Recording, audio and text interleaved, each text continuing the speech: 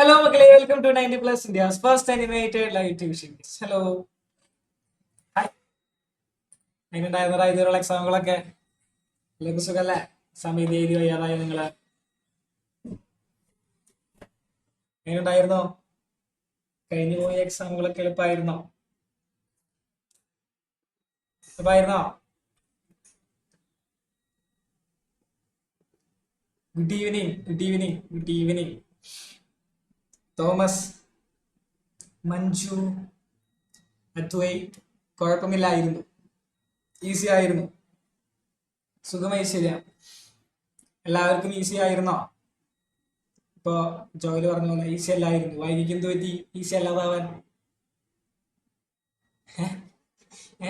എന്ത് പറ്റി? മാത്സ് വളരെ മികച്ച ഒരു ഇതായിരുന്നു. മാത്സിന് എന്ത് പറ്റി? മാത്സ് പെട്ടു. മാത്സ് ടഫായിരുന്നോ? ഓ, മാത്സ് ടഫായിരുന്നു. എല്ലാവരും ഒറ്റ സ്വരത്തിൽ പറയുന്നുണ്ടല്ലോ മാത്സ് ടഫായിരുന്നു. രക്ഷപ്പെട്ടില്ലേ? ഫൈനൽ എക്സാം ഒക്കെ ഈസി ആയിരിക്കില്ലേ? മോഡൽ ടഫായ ഫൈനൽ ഈസി അല്ലേ? നല്ല ചരിത്രം, പിന്നെ പ്രശ്നമില്ല. മോഡൽ ടഫാക്കി കഴിഞ്ഞിട്ടുണ്ടെങ്കിൽ ഫൈനൽ നല്ല ഈസി ആയിരിക്കും. ഒരു മുറിയിൽ നിന്നും മുന്നൂറ്. കൊള്ളാം. യെസ്. അപ്പോ ഫിസിക്സ് എങ്ങനെ ഉണ്ടായിരുന്നു നമുക്ക് നോക്കണം. കെമിസ്ട്രി കുഴപ്പമില്ലായിരുന്നു. കെമിസ്ട്രി അപ്പൊ പോയിന്ന്. അതന്നെ സ്നേഹ് മിസ്സും പറയണ്ടേ, കെമിസ്ട്രി അപ്പൊ ഒരു ഫൈനൽ എക്സാമിന് ടഫ് ആക്കാൻ സാധ്യതയുണ്ട് എന്ന് സ്നേഹ് മിസ് അവിടെ നിന്ന് കാൽക്കുലേറ്റ് ചെയ്യുന്നുണ്ടാവും. കെമിസ്ട്രി എളുപ്പമായ സ്ഥിതിക്ക് ഇനി ടഫ് ആക്കാലോ. മാത്സ് ക്രിസ്മസിനെക്കാട്ടും ഈസി ആയിരുന്നു, മറ്റു ടഫായിരുന്നു. ക്രിസ്മസിനായിരുന്നു ടഫായിട്ട് തോന്നിയായിരുന്നു നാട്ടിലേക്ക്. കുഴപ്പമില്ലടാ, പേടിക്കാനൊന്നുമില്ല. Okay okay okay, set. അപ്പൊ നമുക്കിന്ന് നമ്മുടെ ഫിസിക്സിന്റെ യുദ്ധം കൂടി ഉണ്ടല്ലേ, അല്ലെ? പഠിച്ച പഠിച്ച സെയിം എക്സാക്ട് ക്വസ്റ്റ്യൻ വന്നിട്ടുണ്ടായിരുന്നു, ബട്ട് കുറച്ച് ടഫായിരുന്നു. ഫിസിക്സ് എങ്ങനെയായിരിക്കും, ഫിസിക്സ് എങ്ങനെയായിരിക്കും മോഡൽ എക്സാം കഴിഞ്ഞിട്ട് പറയാൻ പറ്റുള്ളൂ. ഫിസിക്സ് ഓൾമോസ്റ്റ് ഐ തിങ്ക് ഒരു മോഡറേറ്റ്. എങ്ങനെ മോഡൽ എക്സാം ആയിരുന്നു അതേപോലെ തന്നെയായിരിക്കും ഫിസിക്സ് എന്ത് വരാൻ പോകുന്ന ഫൈനൽ എക്സാമിന് വരാൻ പോകുന്നത്. ഫിസിക്സ് സാധാരണ അങ്ങനെയാണ്. ഫിസിക്സ് ഇപ്പൊ ടഫ് ആണെന്നുണ്ടെങ്കിൽ മോഡൽ എക്സാം ടഫ് ആണെന്നുണ്ടെങ്കിൽ ഫൈനൽ എക്സാം ടഫ് തന്നെ ആയിരിക്കും. മോഡൽ എക്സാം ഈസി ആണെന്നുണ്ടെങ്കിൽ ഫൈനൽ എക്സാം ഈസി തന്നെ ആയിരിക്കും. അങ്ങനെ ടഫ് എന്ന് പറയാനില്ല, ടഫ് എന്ന് പറയാൻ പറ്റില്ല. ഫിസിക്സ് ഒരിക്കലും ടഫ് എന്ന് പറയാം. ഏകദേശം ഒരു ഇടയില് ടഫിന് കീഴെ ഈസിക്ക് മേലെ ആ ഒരു രീതിക്കായിരിക്കും നിൽക്കാൻ പോകുന്നത്, ഉറപ്പാണ്. ആ ഒരു മോഡലായിരിക്കും ഫിസിക്സ് എക്സാം വരാൻ പോകുന്നത്. നമുക്ക് നോക്കാം. മോഡൽ എക്സാം അങ്ങനെ പേടിക്കേണ്ട ആവശ്യമില്ല, ഫൈനൽ എക്സാം മാത്രം പേടിച്ചാൽ മതി. കുഴപ്പമൊന്നുമില്ല, നമ്മൾ എല്ലാ കാര്യങ്ങളും പഠിച്ചിട്ടുണ്ട്. പിന്നെ എന്തിനാ പേടിക്കുന്നേ? പഠിക്കാത്തവരല്ലേ പേടിക്കേണ്ട ആവശ്യമുള്ളൂ. എല്ലാം പഠിച്ച കാര്യങ്ങൾ എല്ലാവരും പഠിച്ചവര് എന്തെങ്കിലും പേടിക്കേണ്ട ആവശ്യമുണ്ടോ? ഉണ്ടാ? ഇല്ല. ഞാൻ പഠിച്ച് ഇരിക്കുക സെറ്റ് ആയിട്ടിരിക്കുകയാണെന്നുണ്ടെങ്കിൽ പിന്നെ എന്തിനാ പേടിക്കുന്നത്? Why worry, no worry. Yes. അപ്പോ ഞാനിവിടെ ഹൈലൈറ്റ്, 90+ ഹൈലൈറ്റ്സ് എന്ന് പറയുമ്പോൾ ഇപ്പം തൊട്ട് മുന്നേ നമുക്കറിയാം സ്നേഹംസിനൊക്കെ കെമിസ്ട്രിയിലൊക്കെ 8 ചാപ്റ്ററോ 7 ചാപ്റ്റർ എങ്ങാണ്ടല്ലേ ഉള്ളൂ. നമുക്ക് 14 ചാപ്റ്റേഴ്സ് ഉണ്ട്. നമുക്കിവിടെ പ്രോബ്ലം ചെയ്യാനൊന്നും സമയമില്ല. പ്രോബ്ലം ഒക്കെ നമ്മൾ ഓൾറെഡി റിവിഷൻ ക്ലാസ്സിൽ എല്ലാം സെറ്റ് ആയിട്ട് ചെയ്തു വെച്ചിട്ടുണ്ട്. മാരത്തൺ ക്ലാസ്സിലും ചെയ്യും. ബാക്കിയുള്ള പ്രോബ്ലംസും കാര്യങ്ങളൊക്കെ ഡെറിവേഷൻസും കാര്യങ്ങളൊക്കെ ഓൾറെഡി എടുത്തു പോയിട്ടുണ്ട്. ദെൻ ഹൈലൈറ്റ് എന്ന് പറയുമ്പോൾ കുറെ നമുക്കറിയാം ഫിസിക്സ് എന്ന് പറയുന്ന സബ്ജക്റ്റിൽ ഒരുപാട് ഇമ്പോർട്ടന്റ് ടോപ്പിക്സ് ഉണ്ട്, ഇമ്പോർട്ടന്റ് ഇക്വേഷൻസ് ഉണ്ട്, അതൊക്കെ ഡെറിവേഷൻസ് ഉണ്ട്. നമുക്ക് ഡെറിവേഷൻസ് ഒന്നും 14 ചാപ്റ്ററിന് 2 മണിക്കൂർ കൊണ്ട് ഒരിക്കലും പറഞ്ഞെടുക്കാൻ പറ്റില്ല, നമുക്കറിയാം. അപ്പോൾ ഈ ഡെറിവേഷൻസ് ഒക്കെ ഞാൻ ഇന്നിവിടെ പറയാൻ പോകുന്ന കാര്യങ്ങളൊക്കെ നിങ്ങൾ പഠിച്ചിട്ടുണ്ടോ? ഈ ടോപ്പിക്ക് നിങ്ങൾ കവർ ചെയ്തിട്ടുണ്ടോ? നിങ്ങളൊന്ന് ഓർക്കാം. എല്ലാ ഡെറിവേഷൻസിന്റെ ഇക്വേഷൻ ഞാൻ കൊണ്ടുവന്നിട്ടുണ്ട്. അപ്പോൾ ഇതൊക്കെ നിങ്ങൾ വ്യക്തമായിട്ട് പഠിച്ചിട്ടുണ്ടോ? ഈ ടോപ്പിക്കൊക്കെ പറ്റിയായിട്ട് നിങ്ങൾക്ക് അറിയുമോ? നിങ്ങളൊന്ന് ചിന്തിക്കാം. അറിയുമെന്നുണ്ടെങ്കിൽ നിങ്ങൾ ഒന്നും കൊണ്ട് പേടിക്കേണ്ട, സെറ്റ് ആയിരിക്കും. ഓക്കെ, ഫിസിക്സ് എക്സാം നിങ്ങൾക്ക് അടിപൊളിയായിട്ട് എഴുതാൻ പറ്റും. ഓക്കെ, ഇതാണ് ഫസ്റ്റ് ചാപ്റ്റർ. നമ്മൾ ഒരുപാട് ടോപ്പിക് പഠിച്ചിട്ടുണ്ട്. ഏറ്റവും ഇമ്പോർട്ടന്റ് ആയിട്ടുള്ളത് നമ്മുടെ ഡയമെൻഷണൽ അനാലിസിസ് തന്നെയാണ്. ഓക്കെ, അപ്പോൾ ഫിസിക്കൽ ക്വാണ്ടിറ്റീസ് എന്താണ് എന്നുള്ളതാണ് നമ്മുടെ ഫസ്റ്റ് ചാപ്റ്ററിൽ പറയുന്നത്. ഓക്കെ, ഫസ്റ്റ് ചാപ്റ്ററിൽ പറയുന്നത് അതാണ്. എന്താണ് ഫിസിക്കൽ ക്വാണ്ടിറ്റി എന്ന് പറഞ്ഞാൽ? Physical quantity is any quantity that can be measured and expressed by numerical value. Okay, ഒരു ന്യൂമറിക്കൽ വാല്യൂം അതിന്റെ യൂണിറ്റും ചേർത്ത് എഴുതുന്നതിനാണ് ഒരു ഫിസിക്കൽ വാല്യൂ, ഫിസിക്കൽ ക്വാണ്ടിറ്റി എന്ന് പറയുന്നത്. നമുക്കറിയാം ഏതൊക്കെ ടൈപ്പ് ഫിസിക്കൽ ക്വാണ്ടിറ്റീസ് ഉണ്ട്. 2 ടൈപ്പ് ഫിസിക്കൽ ക്വാണ്ടിറ്റീസ് ഉണ്ട്, അല്ലെ? ഫണ്ടമെന്റൽ ക്വാണ്ടിറ്റീസും ഉണ്ട്, ദെൻ ഡിറൈവ്ഡ് ക്വാണ്ടിറ്റീസും ഉണ്ട്. നിങ്ങൾക്ക് അറിയാം ഫണ്ടമെന്റൽ ക്വാണ്ടിറ്റീസ് എന്ന് പറയാം ബേസ് ആയിട്ടുള്ള ക്വാണ്ടിറ്റീസ്. ബേസ് ആയിട്ടുള്ള ക്വാണ്ടിറ്റീസും അതിന്റെ യൂണിറ്റ്സും അതിന്റെ ഡയമെൻഷൻസും എല്ലാം അറിഞ്ഞിരിക്കണം. ഡിറൈവഡ് ക്വാണ്ടിറ്റീസ് എന്ന് പറഞ്ഞാൽ നമുക്ക് ഡിറൈവ് ചെയ്തെടുക്കേണ്ട ക്വാണ്ടിറ്റീസ് അത് ഏതൊക്കെയാണ് നമുക്കറിയാം. അപ്പോൾ ബേസ് ക്വാണ്ടിറ്റീസ് എന്ന് പറയുന്നത് ഏതൊക്കെയാണ്? നമ്മുടെ length, mass, time, electric current, temperature, amount of substance, luminous intensity. ഇത്രയാണ് നമ്മുടെ ബേസിക് ക്വാണ്ടിറ്റീസ് എന്ന് പറയുന്നത്. ഇത് ഫണ്ടമെന്റൽ ക്വാണ്ടിറ്റീസ് എന്ന് പറയുന്നത് ഏറ്റവും ഇമ്പോർട്ടന്റ് ആണ്. അതിന്റെയൊക്കെ യൂണിറ്റ്സ് നമുക്ക് അറിഞ്ഞിരിക്കണം. ലെങ്ത്തിന്റെ യൂണിറ്റ് മീറ്റർ ആണ് നമുക്കറിയാം, മാസിന്റെ യൂണിറ്റ് കിലോഗ്രാം ആണ് നമുക്കറിയാം, ടൈമിന്റെ യൂണിറ്റ് സെക്കൻഡ് ആണ് നമുക്കറിയാം, ഇലക്ട്രിക് കറന്റിന്റെ യൂണിറ്റ് ആംപിയർ ആണ് നമുക്കറിയാം, കെൽവിൻ ആണ് ടെമ്പറേച്ചറിന്റെ യൂണിറ്റ്, ദെൻ എമൗണ്ട് ഓഫ് സബ്സ്റ്റൻസിന്റെ മോൾ ആണ്, ലൂമിനസ് ഇന്റൻസിറ്റി ക്യാൻഡില ആണ്. ഓക്കെ, ഇതൊക്കെ നമുക്കറിയാം. ഇതൊക്കെ റെപ്രസെന്റ് ചെയ്യുന്ന സിംബൽസും നമ്മൾ പഠിച്ചിരിക്കാൻ ഞാൻ റിവിഷൻ ക്ലാസ്സിൽ പറഞ്ഞായിരുന്നു. എല്ലാത്തിന്റെയും അത് അറിഞ്ഞിരിക്കണം. ഓക്കെ, അറിഞ്ഞിരിക്കണം. ദെൻ കുറച്ച് ക്വാണ്ടിറ്റീസിന്റെ, കുറച്ച് ഡിറൈവഡ് ക്വാണ്ടിറ്റീസിന്റെ എന്താണ് ഈ കൊടുത്തിരിക്കുന്നത് ഡയമെൻഷണൽ ഫോർമുലയാണ്. അറ്റ്ലീസ്റ്റ് ഇത്ര നിങ്ങൾ കാണാതെ പഠിച്ചു വെക്കണം. അല്ലാന്നുണ്ടെങ്കിൽ ഈ ചാപ്റ്ററിലെ ഡയമെൻഷൻ അനാലിസിസ് വരുമ്പോൾ നിങ്ങൾക്ക് ചെയ്യാൻ ബുദ്ധിമുട്ടായിരിക്കും. അറ്റ്ലീസ്റ്റ് ഇത്രയെങ്കിലും നിങ്ങൾ കാണാതെ തന്നെ പഠിച്ചു വെച്ചിട്ടുണ്ടാവണം. വെലോസിറ്റി എന്ന് പറയുമ്പോൾ LT⁻⁻1 ആണ്. ആക്സിലറേഷൻ എന്ന് പറയുമ്പോൾ LT⁻2 ആണ്. ദെൻ ഫോഴ്സ് എന്ന് പറയുമ്പോൾ MLT⁻2 ആണ്. ഇതൊക്കെ നമുക്ക് കാണാതെ പഠിച്ചില്ല എന്നുണ്ടെങ്കിലും ഇതിന്റെ ഇക്വേഷൻസ് ഉപയോഗിച്ച് കണ്ടുപിടിക്കാം. ഇക്വേഷൻസ് ഉപയോഗിച്ച് കണ്ടുപിടിക്കാം. വെലോസിറ്റി എന്ന് പറഞ്ഞാൽ ഡിസ്റ്റൻസ് ഡിവൈഡഡ് ബൈ ടൈം ആണ്. അപ്പൊ അതിൽ നമുക്ക് ഇത് കണ്ടുപിടിക്കാം. അങ്ങനെ കണ്ടുപിടിക്കുന്നവർ കണ്ടുപിടിക്കാം, കുഴപ്പമൊന്നുമില്ല. അങ്ങനെ കണ്ടുപിടിക്കാം. അല്ലാതെ അറ്റ്ലീസ്റ്റ് ഇത്ര എന്തെങ്കിലും കാണാതെ പഠിച്ചു വയ്ക്കാം. അല്ലാന്നുണ്ടെങ്കിൽ ഇത് കണ്ടുപിടിക്കേണ്ട സമയം നമുക്ക് ലാഭിക്കാം. അതുകൊണ്ടാണ് ഇത്ര എന്തെങ്കിലും കാണാതെ പഠിച്ചു വയ്ക്കാൻ പറയുന്നത്. ബേസിക് ആയിട്ട് ഏറ്റവും കൂടുതൽ തവണ ചോദിച്ചിട്ടുള്ളത് ഇതൊക്കെ തന്നെയാണ്. ഓക്കെ, ഈ ഡയമെൻഷൻ ക്വാണ്ടിറ്റീസ് തന്നെയാണ്. വെലോസിറ്റി ഡയമെൻഷൻ ക്വാണ്ടിറ്റി, ആക്സിലറേഷന്റെ, ഫോഴ്സിന്റെ, പ്രഷറിന്റെ, എനർജിയുടെ തന്നെയാണ് വർക്കിന്റെയും. ഓക്കെ, സെയിം ആയിരിക്കും പവറിന്റെ.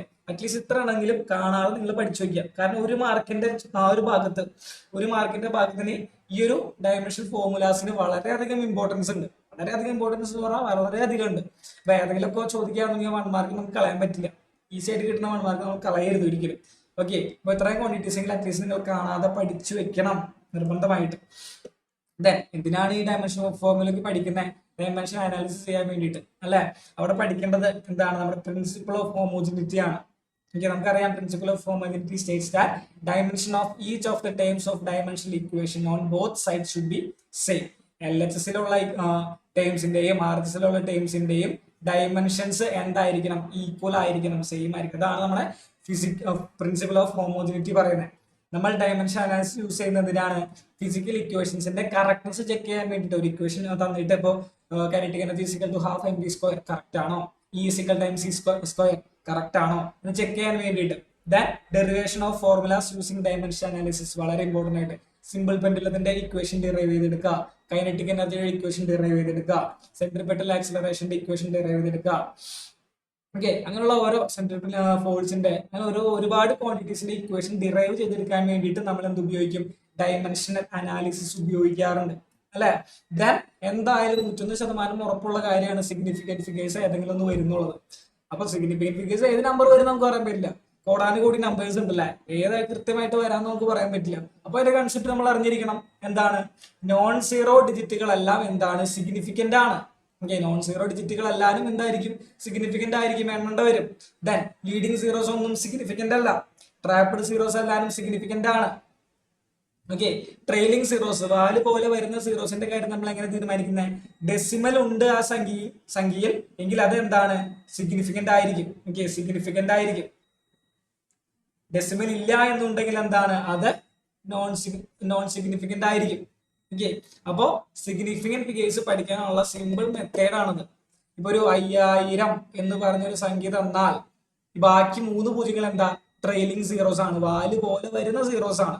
ട്രെയിലിംഗ് സീറോസിന്റെ കാര്യത്തിൽ നമ്മൾ 2 കേസാണ്. എന്താ? ഡെസിമൽ ഉണ്ടോ ഡെസിമൽ ഇല്ലേ എന്ന് നോക്കണം. ഡെസിമൽ ഇല്ലാന്നുണ്ടെങ്കിൽ, ഒറ്റ ഡെസിമൽ ഇല്ലാന്നുണ്ടെങ്കിൽ ട്രെയിലിംഗ് സീറോസ് ഒന്നും സിഗ്നിഫിക്കന്റ് അല്ല. അപ്പൊ ഇവിടെയുള്ള സിഗ്നിഫിക്കന്റ് ഫിഗേഴ്സിന്റെ എണ്ണം 1 ആണ് നമുക്കറിയാം. ഇനി 5.000 ആയിരുന്നെന്നുണ്ടെങ്കിൽ ഡെസിമൽ ഉണ്ട്, ആ ഒരു സംഖ്യയിൽ ഡെസിമൽ ഉണ്ട്. ഡെസിമൽ ഉണ്ടെങ്കിൽ ട്രെയിലിംഗ് സീറോസ് എല്ലാവരും സിഗ്നിഫിക്കന്റ് ആണ്. ഇവിടെയുള്ള സിഗ്നിഫിക്കന്റ് ഫിഗേഴ്സിന്റെ എണ്ണം എന്ന് പറയുന്നത് 4 ആണ്. കാരണം 5 എന്ന് പറയുന്നത് നോൺ സീറോ ആണ്. അപ്പൊ അത് സിഗ്നിഫിക്കന്റ് ആണ്. ബാക്കി 3 സീറോസും സിഗ്നിഫിക്കന്റ് ആയിരിക്കും. കാരണം ആ ഒരു സംഖ്യയിൽ പോയിന്റ് ഉണ്ട്. പോയിന്റ് ഉണ്ടെങ്കിൽ എന്തായിരിക്കും? ട്രെയിലിംഗ് സീറോസ് എല്ലാം സിഗ്നിഫിക്കന്റ് ആയിരിക്കും. ദെൻ 101 ട്രാപ്ഡ് സീറോ ആണ്. ഒന്നിന്റെയും ഇടയിൽ ട്രാപ്പായി കിടക്കുന്ന സീറോ ആണ്. ഈ സീറോ എന്താണ്? സിഗ്നിഫിക്കന്റ് ആണ്. നമ്മൾ പറഞ്ഞു ട്രാപ്ഡ് സീറോസ് എന്ന് പറഞ്ഞാൽ സിഗ്നിഫിക്കന്റ് ആണ്. അപ്പൊ 101 3 സിഗ്നിഫിക്കന്റ് ഫിഗേഴ്സ് ഉണ്ടാകും. 3 സിഗ്നിഫിക്കന്റ് ഫിഗേഴ്സ് ഉണ്ടാകും. പഠിച്ചു വെക്കാം. ദാൻ ഇപ്പോൾ ഒരു വാല്യൂ 3 × 10⁻⁸ ഒക്കെയാണ് തരുന്നതെന്നുണ്ടെങ്കിൽ നമ്മൾ ഈ 10⁻⁸ ഞങ്ങൾ വെട്ടിക്കളയണം. ബാക്കി എത്ര സംഖ്യ ഉണ്ട് അത് സിഗ്നിഫിക്കന്റ് ആയിരിക്കും. ഓക്കെ, ബാക്കി സിഗ്നിഫിക്കന്റ് ആയിരിക്കും. അപ്പൊ ഇതാണ് എന്റെ സിഗ്നിഫിക്കന്റ് ഫിഗേഴ്സ് പഠിക്കാനുള്ള മെത്തേഡ്. ഇത്രയും കാര്യങ്ങളുള്ളൂ നമുക്ക് ഫസ്റ്റ് ചാപ്റ്ററിൽ പഠിക്കാൻ.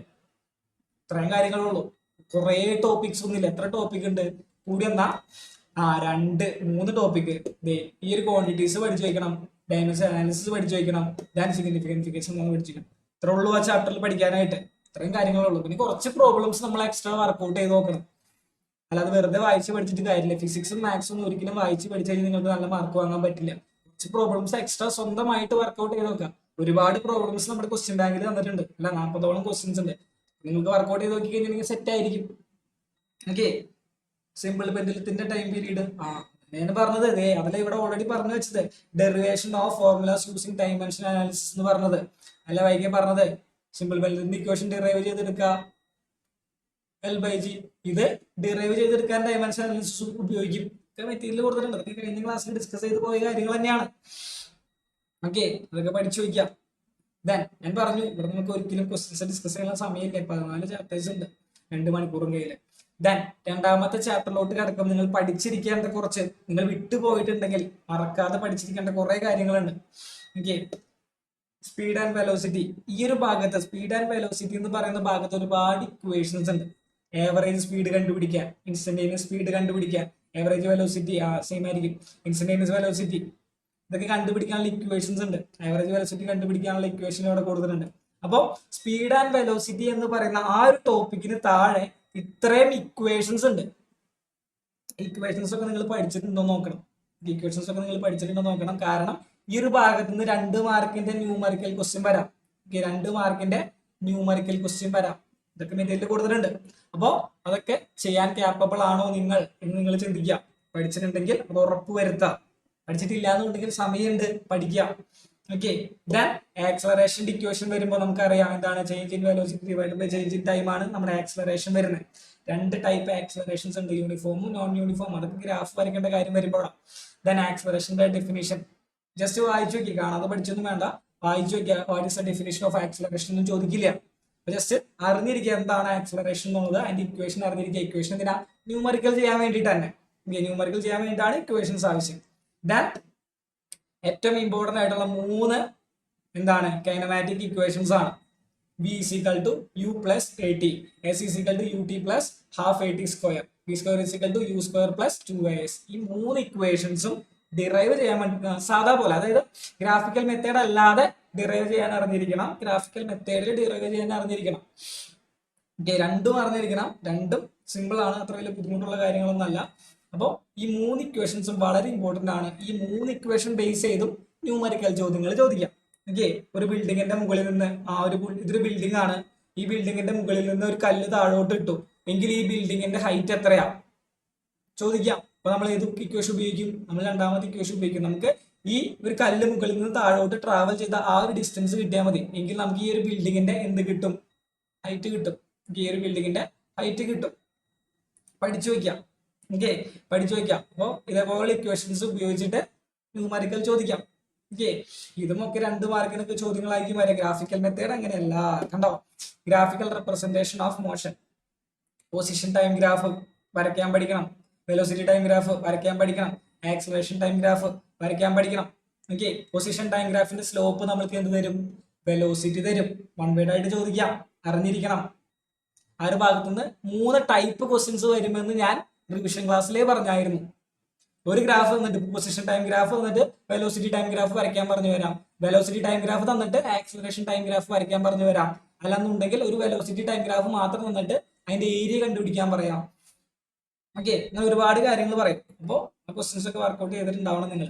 ഈ വെലോസിറ്റി ടൈം ഗ്രാഫിന്റെ സ്ലോപ്പ് നമുക്ക് എന്താ തരാം? ആക്സലറേഷൻ തരും. ആ വെലോസിറ്റി ടൈം ഗ്രാഫിന് താഴെയുള്ള ഏരിയ നമുക്ക് എന്ത് തരും? ഡിസ്പ്ലേസ്മെന്റ് തരും. ഓക്കെ, ദെൻ ആക്സലറേഷൻ ടൈം ഗ്രാഫിന്റെ ഏരിയ നമുക്ക് ചേഞ്ച് ഇൻ വെലോസിറ്റി ആണ് തരിക. ഓക്കെ, ഇതൊക്കെ അറിഞ്ഞിരിക്കണം. ഏറ്റവും ഇമ്പോർട്ടന്റ് ആയിട്ടുള്ള കാര്യങ്ങളാണ്. കാരണം ഇതിനെ ബേസ് ചെയ്തിട്ടും 3 മാർക്കിന്റെ ന്യൂമറിക്കൽസ് വരാം. ഓക്കെ, 3 മാർക്കിന്റെ ന്യൂമറിക്കൽസ് വരാം, സാധ്യത കൂടുതലാണ്. നിങ്ങൾ എന്തായാലും ഈ ഒരു ചോദ്യം പഠിച്ചിരിക്കണം. കാരണം ഈ ഒരു ചോദ്യത്തിന്റെ ഗ്രാഫിക്കൽ മെത്തേഡ്, അതായത് ഡെറിവേഷൻ, ഈ 3 ഇക്വേഷൻസും ഡിറൈവ് ചെയ്യാനുള്ള നമ്മുടെ ക്രിസ്മസ് എക്സാമിന് ചോദിച്ചായിരുന്നു. അല്ല, ക്രിസ്മസ് എക്സാമിന് ചോദിച്ചായിരുന്നു ഈ 3 ഇക്വേഷൻസും ഗ്രാഫിക്കൽ മെത്തേഡ് വഴി ഡിറൈവ് ചെയ്യാൻ ക്രിസ്മസ് എക്സാമിന് ചോദിച്ചായിരുന്നു. അതുകൊണ്ട് തന്നെ ഞാൻ ഈ ഒരു നാളത്തെ എക്സാമിന് എന്റെ ഡെറിവേഷൻ ഞാൻ പ്രതീക്ഷിക്കുന്നില്ല, ഡെറിവേഷൻ വരുമ്പോൾ ഞാൻ പ്രതീക്ഷിക്കുന്നില്ല. പക്ഷേ ഫൈനൽ എക്സാമിന് നമുക്ക് പ്രതീക്ഷിക്കാം. അതുകൊണ്ടാണ് അത് പഠിച്ചിരിക്കാൻ പറഞ്ഞത്. ഇപ്പോഴേ പഠിക്കാമെന്നുണ്ടെങ്കിൽ ഫൈനൽ എക്സാമിന് പഠിക്കേണ്ട ആ ഒരു ഭാരം നമുക്ക് ഒഴിവാക്കി വിടാം. Okay, then relative velocity. Okay, relative velocity പഠിച്ചിരിക്കും, റിലേറ്റീവ് വെലോസിറ്റിയുടെ ഇക്വേഷൻ പഠിച്ചിരിക്കും. റിലേറ്റീവ് വെലോസിറ്റി എന്ന് പറഞ്ഞാൽ എന്താ? ഇപ്പൊ ഒരു ട്രെയിൻ ഇങ്ങോട്ട് പാസ് ചെയ്തു, മറ്റൊരു ട്രെയിൻ ഇങ്ങോട്ട് പാസ് ചെയ്തു എങ്കിൽ ഈ ഒരു ട്രെയിനിന്റെ വെലോസിറ്റി എത്രയാ കണ്ടുപിടിക്കാൻ പറഞ്ഞു വരാം. ഓക്കെ, ഒരു ട്രെയിൻ ഇങ്ങോട്ട് പോയി, മറ്റൊരു ട്രെയിൻ ഇങ്ങോട്ട് പോയി എങ്കിൽ മറ്റൊരു ട്രെയിനിന്റെ വെലോസിറ്റി എന്താ? എ എന്ന് പറഞ്ഞ ട്രെയിൻ ഇങ്ങോട്ട് പോയി, ബി എന്ന് പറഞ്ഞ ട്രെയിൻ ഇങ്ങോട്ട് പോയി. അപ്പോൾ റിലേറ്റീവ് വെലോസിറ്റി കണ്ടുപിടിക്കണം. കണ്ടുപിടിക്കാനുള്ള ഇക്വേഷൻ ആണ് ഈ കൊടുത്തിരിക്കുന്നത്. ഇക്വേഷൻസ് അറിയാമെന്നുണ്ടെങ്കിൽ ജസ്റ്റ് തന്നിരിക്കുന്ന വാല്യൂ ഇക്വേഷനിൽ ഇട്ടോട് ചെയ്താൽ മതി. 2 മാർക്കിന്റെ ന്യൂമറിക്കലാണ്. ഓക്കെ, 2 മാർക്കിന്റെ ന്യൂമറിക്കലാണ് വരാൻ പോകുന്നത്. അപ്പോൾ റിലേറ്റീവ് വെലോസിറ്റിയുടെ ഇക്വേഷൻ പഠിച്ചു വെക്കണം. ഓക്കെ, ഇക്വേഷൻ പഠിച്ചിരിക്കണം. ഇത്രേ ഉള്ളൂ സെക്കൻഡ് ചാപ്റ്റർ എന്ന് പറയാനായിട്ട്. ഓക്കെ, സെക്കൻഡ് ചാപ്റ്റർ എന്ന് പറയാനായിട്ട് ഇത്രേ ഉള്ളൂ. വളരെ ഈസിയാണ്. ന്യൂമറിക്കൽസ് ഏറ്റവും കൂടുതൽ ന്യൂമറിക്കൽ ചോദിക്കാൻ സാധ്യതയുള്ള ഒരു ചാപ്റ്റർ ആണ് നമ്മുടെ motion in A straight line.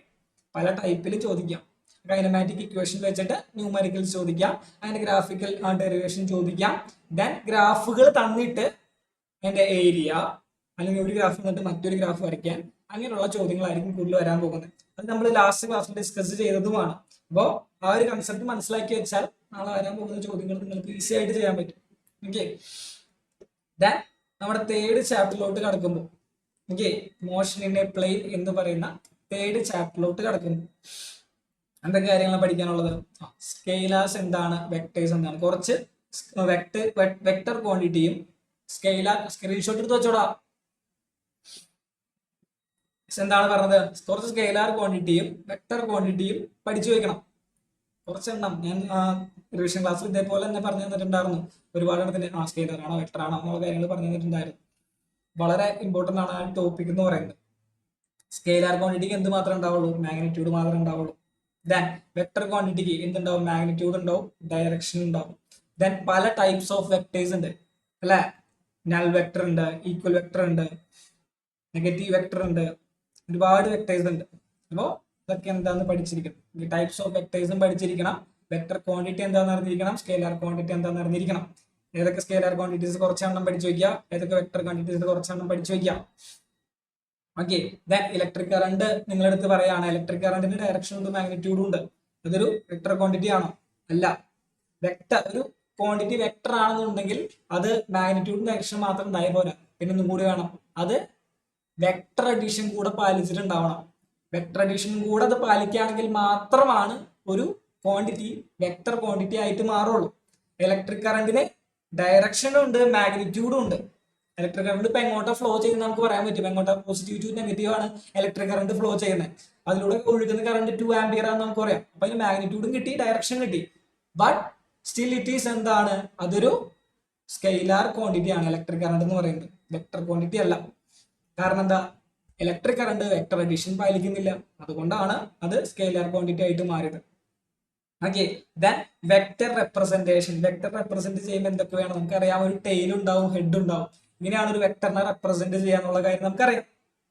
Okay, then unit vector കണ്ടുപിടിക്കാനുള്ളത്. യൂണിറ്റ് വെക്ടർ കണ്ടുപിടിക്കാനുള്ള ഒരു പ്രോബ്ലം നമ്മൾ അവസാന ക്ലാസ്സിൽ ചെയ്തായിരുന്നു. ഓക്കെ, ചെയ്തായിരുന്നു, ഓർക്കുന്നില്ലേ? യൂണിറ്റ് വെക്ടർ കണ്ടുപിടിക്കാനുള്ള ചെയ്തായിരുന്നു 1/√3 i cap plus 1/√3 j cap plus 1/√3 k cap. ഓർമ്മയില്ലേ?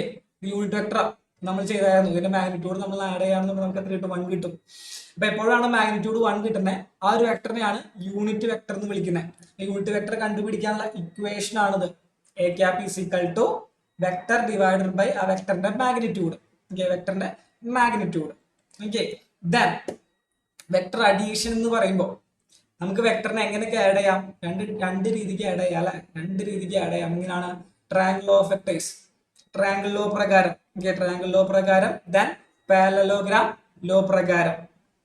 നമുക്ക് ഈ രണ്ടും പഠിച്ചു വെക്കണം. 2 ഇമ്പോർട്ടന്റ് ആണ്, 2 മാർക്കിന് ചോദിക്കാം. രണ്ടും പഠിച്ചു വെക്കണം, രണ്ടും ഇമ്പോർട്ടന്റ് ആണ്, 2 മാർക്കിന് ചോദിക്കാൻ ചാൻസ് ഉള്ള ചോദ്യമാണ്. 2 മാർക്കിന്. ദെൻ ഇതിന്റെ ഡെറിവേഷൻ അനലിറ്റിക്കൽ മെത്തേഡ് കഴിഞ്ഞ എക്സാമിന് ചോദിച്ചായിരുന്നു അല്ലെ? അനലിറ്റിക്കൽ മെത്തേഡ് കഴിഞ്ഞ എക്സാമിന് ചോദിച്ചത് കൊണ്ട് തന്നെ നമുക്ക് ഇത്തവണ മോഡൽ എക്സാമിന് അതിന്റെ ചാൻസ് കുറച്ച്. എനിക്ക് വരാനുള്ള ചാൻസ് ഒരു 40% കുറഞ്ഞിട്ടുണ്ട്. പക്ഷെ ഫൈനൽ എക്സാമിന് നമുക്കത് പ്രതീക്ഷിക്കാം. അതുകൊണ്ട് തന്നെ അതിപ്പോ പഠിച്ചു വെച്ച് ഫൈനൽ എക്സാമിലോട്ടുള്ള ബേർഡൻ കുറച്ച് വെക്കാം. അങ്ങനെ ഞാൻ പറയുള്ളൂ, പഠിക്കേണ്ടെന്ന് ഒരിക്കലും ഞാൻ പറയില്ല. Okay, then vector subtraction. നമുക്കറിയാം വെക്ടർ സബ്ട്രാക്ഷൻ എങ്ങനെയാണെന്നുള്ളത്. രണ്ട് വെക്ടേഴ്സ് ഉണ്ടെന്ന് വിചാരിക്കാം. രണ്ട് വെക്ടേഴ്സ് ഉണ്ട്. നമ്മൾ എങ്ങനെ വെക്ടേഴ്സിന്റെ മൈനസ്, ഇപ്പോൾ ഒരു വെക്ടർ ഇതിന്റെ യൂണിറ്റ് 5 യൂണിറ്റ് ആണ് അതിന്റെ മാഗ്നിറ്റ്യൂഡ്, മറ്റൊരു വെക്ടർ ഉണ്ട് അതിന്റെ എന്ന് പറയുന്നത് 3 യൂണിറ്റ് ആണെന്ന് വിചാരിക്കാം. നമ്മൾ എന്ത് ചെയ്യും? 5ൽ നിന്ന് 3 കുറച്ച് വയ്ക്കും. അപ്പോൾ കിട്ടുന്നത് 2 യൂണിറ്റ്. രണ്ടും ഒരേ ഡയറക്ഷനിലോട്ടാണ് വെക്ടേഴ്സ് പോകുന്നത്. രണ്ട് വെക്ടറുകളും മൈനസ് ചെയ്യാൻ പറഞ്ഞാൽ നമ്മൾ എന്ത് 5ൽ നിന്ന് 3 കുറച്ച് വയ്ക്കും അല്ലെ.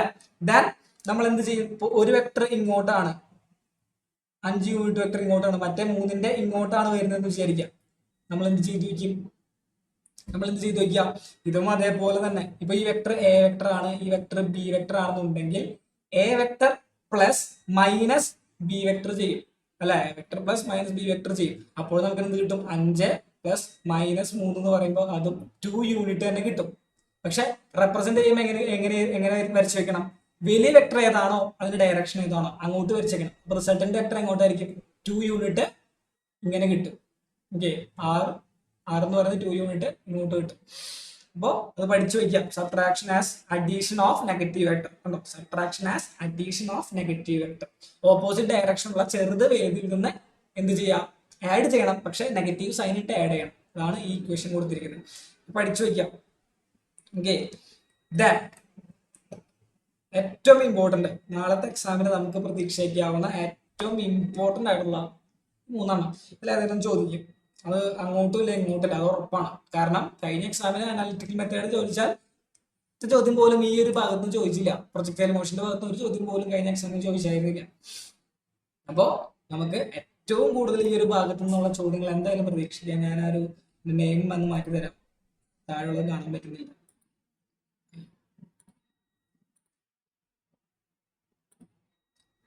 ഞാൻ കുറച്ച് എയർലൈറ്റിരിക്കും, എന്നാലും കുഴപ്പമൊന്നുമില്ല. അപ്പൊ നോക്കിക്കേ, എന്താണ് ഏറ്റവും കൂടുതൽ തവണ ചോദിച്ചിട്ടുള്ളത്?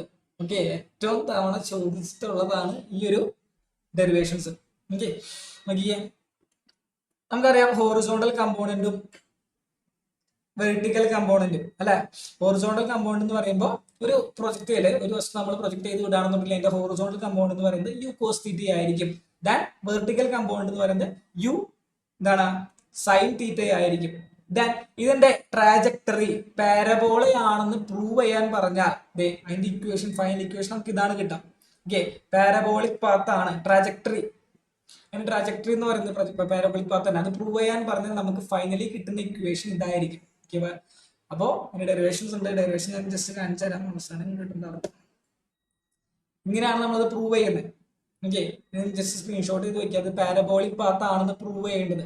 ഓക്കെ, ഒരു ഫസ്റ്റ് നമ്മൾ പ്രൊജക്ട് ചെയ്ത് വിട്ടാൽ ഇത് പോകുന്നത് ഈ പാരബോളയുടെ ഷേപ്പിലായിരിക്കും എന്നതിന്റെ പ്രൂഫാണ് ഈക്വേഷൻസ്. Okay, equations. അപ്പൊ അത് ജസ്റ്റ് സ്ക്രീൻഷോട്ട് ചെയ്ത് വെക്കാം. നമുക്കറിയാം ഒരു പാരബോളയുടെ ഇക്വേഷൻ എന്താവുക? E=ax+bx². മാത്സിൽ പഠിക്കുന്നുണ്ട്.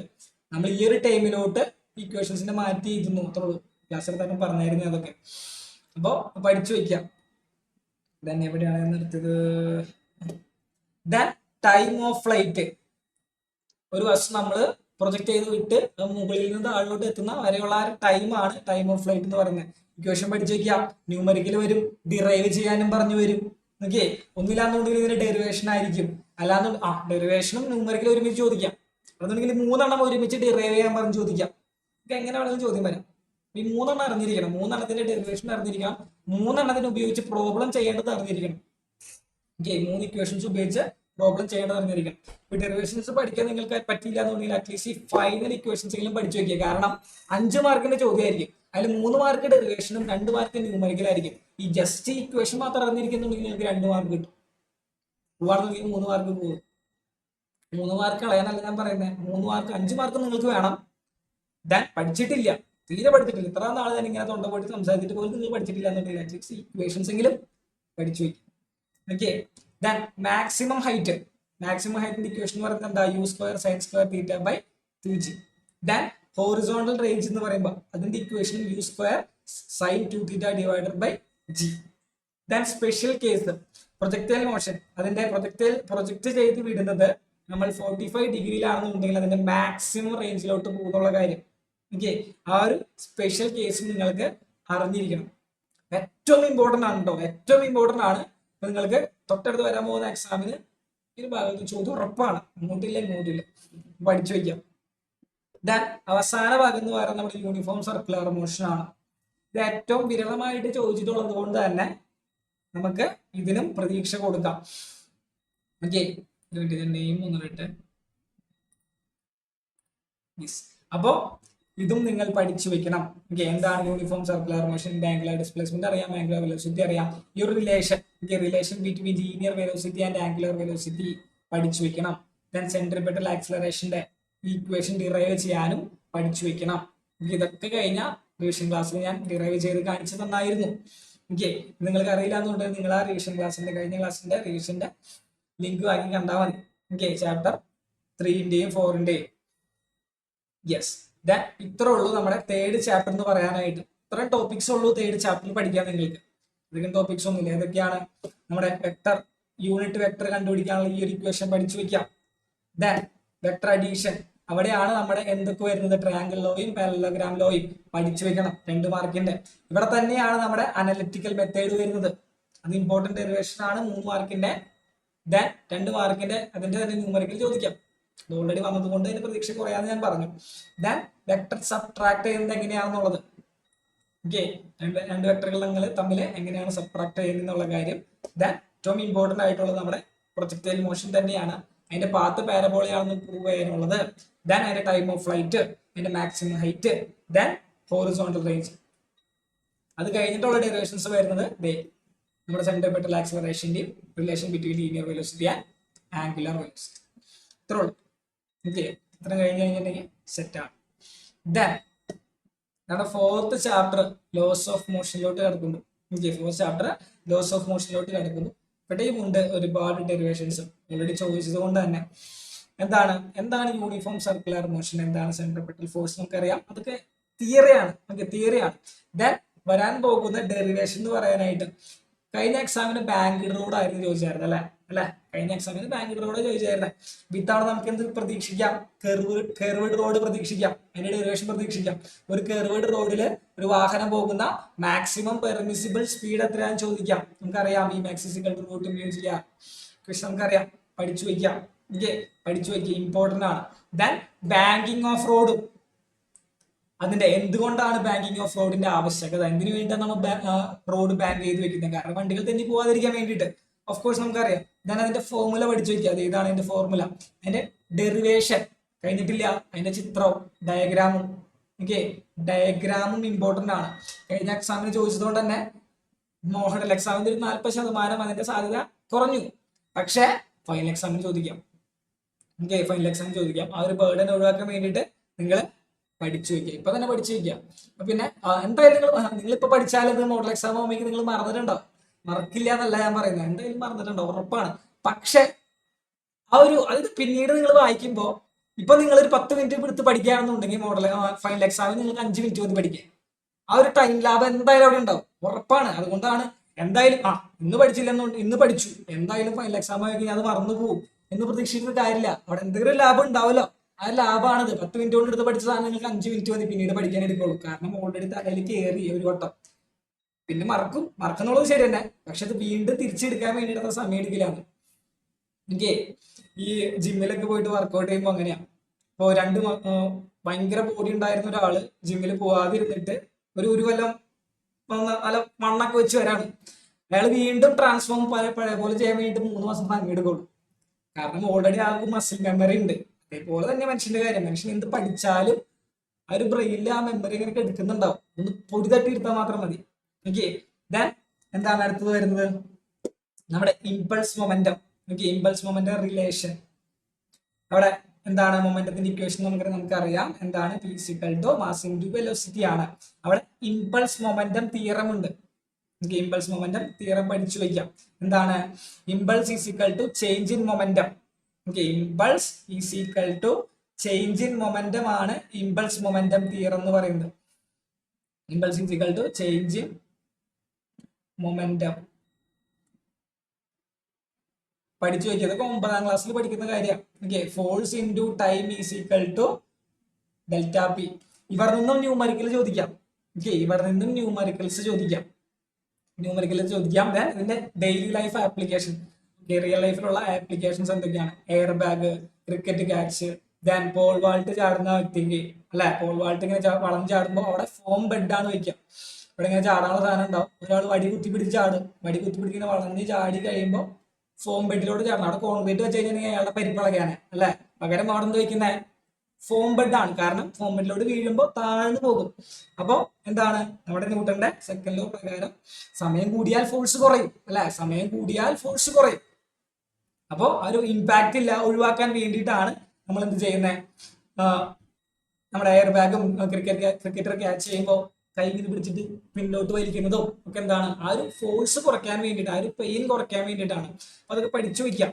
എന്താണ് ഇമ്പൾസ് എന്നും എന്താണ് മൊമെന്റ് എന്നും ന്യൂട്ടന്റെ സെക്കൻഡ് ലോയും ഫസ്റ്റ് ലോയും തേർഡ് ലോയും ഒക്കെ. ഓക്കെ, ന്യൂട്ടന്റെ ലോസിന്റെ സ്റ്റേറ്റ്മെന്റ്സ് പഠിച്ചു വെക്കാം. അതിന്റെ ഇക്വേഷൻസ് പഠിച്ചു വെക്കാം.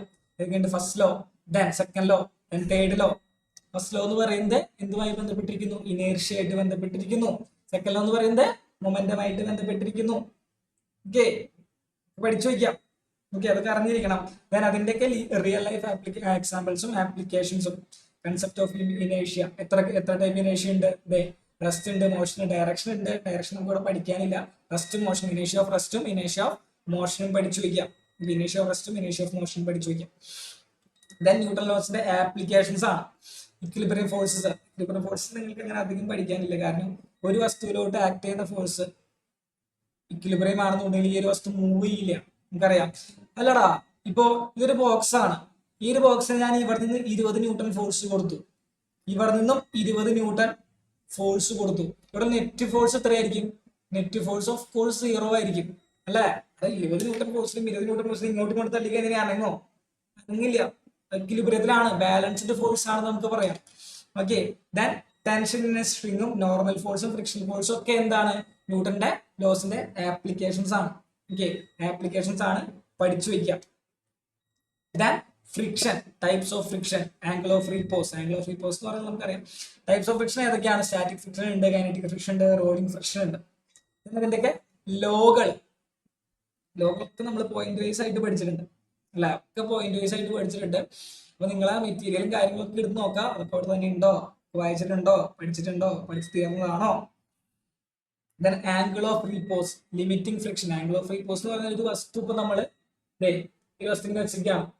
ദെൻ ഇങ്ങനെ കുറച്ച് തിരിച്ചു വീഴുന്നില്ല, കുറച്ച് തിരിച്ചു വീഴുന്നില്ല, കുറച്ച് തിരിച്ചു വീഴുന്നില്ല.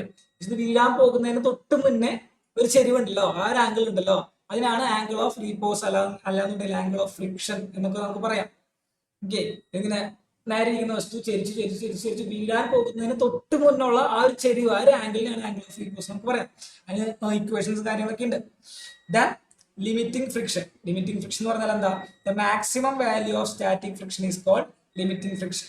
അതായത് ഞാൻ ഈ വസ്തു ചെരിച്ച് വീഴാൻ പോകുന്നതിന് മുന്നേ വരെ ഇതിനൊരു ഫ്രിക്ഷൻ ഉണ്ടാവും, തൊട്ട് മുന്നേ വരെ ഒരു ഫ്രിക്ഷൻ ഉണ്ടാവും. അതാണ് എന്ത്? Maximum value of static friction എന്ന് പറയുന്നത്. അതാണ് limiting friction. Maximum value of static friction എന്ന് വെച്ചാൽ ലിമിറ്റിംഗ് ഫ്രിക്ഷൻ എന്ന് നമുക്ക് പറയാം. ഈ ഫ്രിക്ഷൻ ഒഴിവാക്കാനുള്ള മെത്തേഡ്സ് ചോദിക്കുകയാണെന്നുണ്ടെങ്കിൽ ഇപ്പോ ബോൾ ബെയറിങ്സ് അല്ലെ, റിമിന്റെ അകത്തൊക്കെയുള്ള ബോൾ ബെയറിങ്സ് നമുക്ക് പറയാം. ദെൻ എന്താണ്? സർഫസ് പോളിഷ് ചെയ്യാം. സ്മൂത്ത് ആയിട്ടുള്ള സർഫസിൽ എന്തുണ്ടാവില്ല, ഫ്രിക്ഷൻ കുറവായിരിക്കും. ദെൻ ലൂബ്രിക്കൻസ് ഉപയോഗിക്കാം. കണ്ട ബോൾ ബെയറിംഗ്, ലൂബ്രിക്കൻസ് ഇതൊക്കെ ഉപയോഗിച്ചാൽ നമുക്ക് ഫ്രിക്ഷൻ കുറയ്ക്കാൻ പറ്റും. ഓക്കെ, ഫ്രിക്ഷൻ കുറയ്ക്കാൻ സാധിക്കും. ദെൻ ഇത്രേ ഉള്ളൂ നമ്മുടെ 4th ചാപ്റ്ററിലെ ഡെറിവേഷൻസും തിയറിപരമായിട്ടുള്ള ടോപ്പിക്സും അറിഞ്ഞിരിക്കണം. ഇത്രയും കാര്യങ്ങൾ പഠിച്ചിട്ടുണ്ടാവണം. ദെൻ നമ്മുടെ 5th chapter work, energy and power എന്ന് പറയുന്ന ചാപ്റ്റർ. ഇവിടെ സിമ്പിൾ ആയിട്ട് 2 മാർക്കിനൊക്കെ ചോദ്യങ്ങൾ വരുന്നത് എങ്ങനെയായിരിക്കും? നമ്മുടെ positive work, negative work, zero work.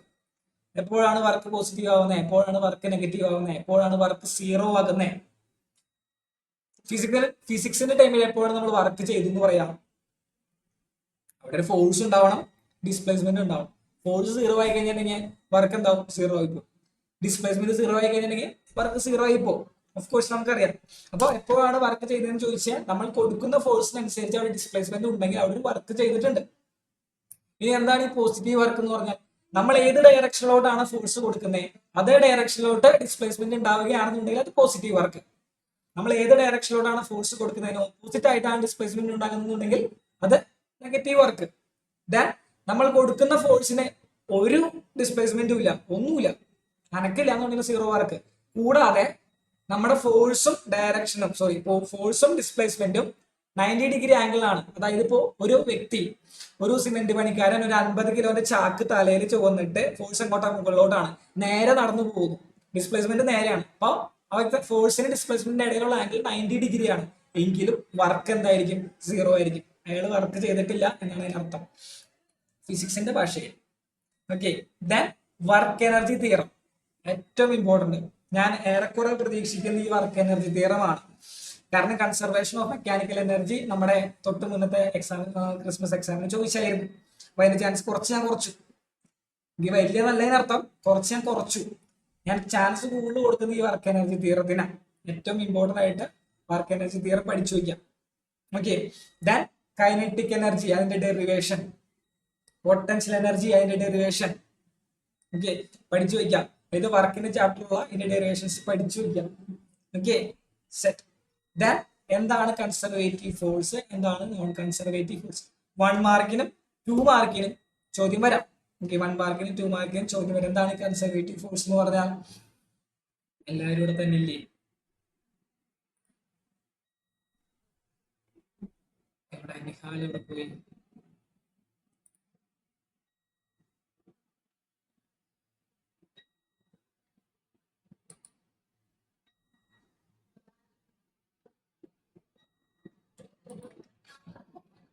Okay, എന്താണ് കൺസർവേറ്റീവ് ഫോഴ്സ് എന്ന് പറഞ്ഞാൽ?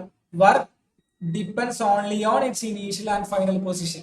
നമ്മൾ ചെയ്യുന്ന വർക്ക് അതിന്റെ ഇനീഷ്യലും ഫൈനൽ പൊസിഷനിൽ മാത്രമാണ് ഡിപ്പെൻഡ് ചെയ്യുന്നുണ്ടെങ്കിൽ അതിനെ കൺസർവേറ്റീവ് ഫോഴ്സ് എന്ന് പറയാം. അതാണ് കൺസർവേറ്റീവ് ഫോഴ്സ്. എക്സാമ്പിൾ ആയിട്ട് ഗ്രാവിറ്റേഷൻ ഫോഴ്സും സ്പ്രിംഗ് ഫോഴ്സും ഒക്കെ നമുക്ക് പറയാം. ദെൻ നോൺ കൺസർവേറ്റീവ് ഫോഴ്സ് എന്ന് പറഞ്ഞാൽ എന്തായിരിക്കും? ഇവയുടെ വർക്ക്, നമ്മൾ ചെയ്യുന്ന വർക്ക് പാത്തിനെ മാത്രമാണ് ഡിപ്പെൻഡ് ചെയ്തിരിക്കുന്നതെന്നുണ്ടെങ്കിൽ അത് നോൺ കൺസർവേറ്റീവ് ഫോഴ്സ് ആണ്. ദെൻ സ്പ്രിങ്ങിന്റെ പൊട്ടൻഷ്യൽ എനർജി കണ്ടുപിടിക്കാനുള്ള ആ ഒരു ഡെറിവേഷൻ. ഓക്കെ, സ്പ്രിങ്ങിന്റെ പൊട്ടൻഷ്യൽ എനർജി കണ്ടുപിടിക്കാനുള്ള ആ ഒരു ഡെറിവേഷൻ പഠിച്ചു വയ്ക്കാം. അതായത് ഒരു റിജിഡ് ആയിട്ടുള്ള സ്ഥലത്ത് ഒരു സ്പ്രിങ് കണക്ട് ചെയ്ത് വെക്കുകയാണ്. നമ്മൾ ഇതിന് എത്ര ഡിസ്പ്ലേസ് ചെയ്തു? എക്സ് ഡിസ്റ്റൻസ് ഡിസ്പ്ലേസ് ചെയ്തു എങ്കിൽ ഇതിനകത്ത് സ്റ്റോർ ചെയ്യപ്പെടുന്ന ആ ഒരു എനർജി ഡിറൈവ് അതായിരിക്കും അവിടെയുള്ള വർക്ക് ഡൺ. അത് വർക്ക് ഡൺ കണ്ടുപിടിച്ചാൽ മതി. അതായത് ഇത് ഇങ്ങോട്ടൊരു ഫോഴ്സ് ഉണ്ടാവും, നമ്മൾ കൊടുക്കുന്ന ഫോഴ്സ് ഇങ്ങോട്ടാണ്, ഓപ്പോസിറ്റ് ഫോഴ്സ് ആണ്. അപ്പൊ ഇവിടെയുള്ള വർക്ക് ഡൺ തന്നെയാണ് ഇതിനകത്ത് എന്തായിട്ട് സ്റ്റോർ ചെയ്യപ്പെടാം? എനർജി ആയിട്ട് സ്റ്റോർ ചെയ്യപ്പെടാം. അതാണ് P = ½ kx² എന്ന് പറയുന്നത്. മാഗ്നിറ്റ്യൂഡാണ് എടുത്തിരിക്കുന്നത്. നെഗറ്റീവ് kx² കിട്ടും, മാഗ്നിറ്റ്യൂഡാണ് എടുത്തിരിക്കുന്നത്. പഠിച്ചു വയ്ക്കാം. ദെൻ പവറിന്റെ എന്താണ് പവർ? പവർ എന്ന് പറഞ്ഞാൽ റേറ്റ് ഓഫ് ഡൂയിങ് വർക്ക്. സമയത്തിനനുസരിച്ച് നമ്മൾ എത്ര വർക്ക് ചെയ്തു അതിനെയാണ് ഈ പവർ എന്ന് വിളിക്കുന്നത്. ഇപ്പോ വീട്ടിലെ ഫ്രിഡ്ജിലൊക്കെ 750 വാട്ട് പവർ എന്ന് കൊടുത്തിട്ടുണ്ടാവും. അല്ലെന്നുണ്ടെങ്കിൽ TV, വാഷിംഗ് മെഷീൻ, ഇതിലൊക്കെ അതിന്റെ പവർ കൊടുത്തിട്ടുണ്ടാവും. ആക്ച്വലി എന്താണത്? ഇപ്പോ 750 നമ്മൾ സ്വിച്ച് ഇടുമ്പോഴാണ് ഈ ഒരു ഫാനോ ഫ്രിഡ്ജോ ഇതൊക്കെ വർക്ക് ചെയ്യുന്നത്, അല്ലെ? 750 ജൂൾ ഓഫ് ഇലക്ട്രിക്കൽ എനർജീനെ ഒരു സെക്കൻഡില് 750 ജൂൾ ഓഫ് മെക്കാനിക്കൽ എനർജി ആയിട്ടാണ് ഇപ്പൊ ഫ്രിഡ്ജ് ആയാലും ഫാൻ ആയാലും വാഷിംഗ് മെഷീൻ ഒക്കെ ആയാലും കൺവേർട്ട് ചെയ്യുന്നത്. അപ്പോ ഇതിന് നമ്മൾ ചെയ്ത ആ ഒരു വർക്ക്, ഓക്കെ, അതായത് 750 ജൂൾ ഓഫ് ഇലക്ട്രിക്കൽ എനർജിനെ ഒരു സെക്കൻഡിൽ 750 ജൂൾ ഓഫ് മെക്കാനിക്കൽ എനർജി ആക്കി മാറ്റാൻ നമ്മൾ ചെയ്ത ആ ഒരു വർക്കിനെയാണ് പവർ എന്ന് വിളിക്കുന്നത്. ഓക്കെ, അപ്പൊ power is equal to work by time. Equation അറിയാം. ഈ പവറിനെ ഫോഴ്സിന്റെയും വെലോസിറ്റിയുടെയും ടൈമിൽ എഴുതാൻ പറഞ്ഞാൽ എന്താണ്? Power is equal to force into velocity. അതാണ് ഇക്വേഷൻ. ഓക്കെ, അതാണ് ഇക്വേഷൻ. പവറിന്റെ യൂണിറ്റ് എന്ന് പറയുന്നത് വാട്ടാണ് നമുക്കറിയാം. That collisions, types of collision, elastic collision ഉണ്ട്, ഇൻഇലാസ്റ്റിക് കൊളീഷൻ ഉണ്ട്, പെർഫെക്റ്റ്ലി ഇൻഇലാസ്റ്റിക് കൊളീഷൻ ഉണ്ട്. Okay, that derivation of velocity after collision ആണ്. അത് മറ്റേ ചാപ്റ്ററിൽ 6th ചാപ്റ്ററിലാണ് ഇവിടെ കയറി വരുന്നത്. അപ്പൊ ആ ഡെറിവേഷൻ പഠിച്ചു വയ്ക്കാം. Then law of conservation of energy. കഴിഞ്ഞ എക്സാമിൽ ചോദിച്ചായിരുന്നു law of conservation of energy, അല്ലെ? ഓരോ പോയിന്റിലും, പോയിന്റ് എയിലും പോയിന്റ് ബിയിലും പോയിന്റ് സിയിലും വർക്ക് കണ്ടുപിടിക്കാൻ, അല്ലെ? mgh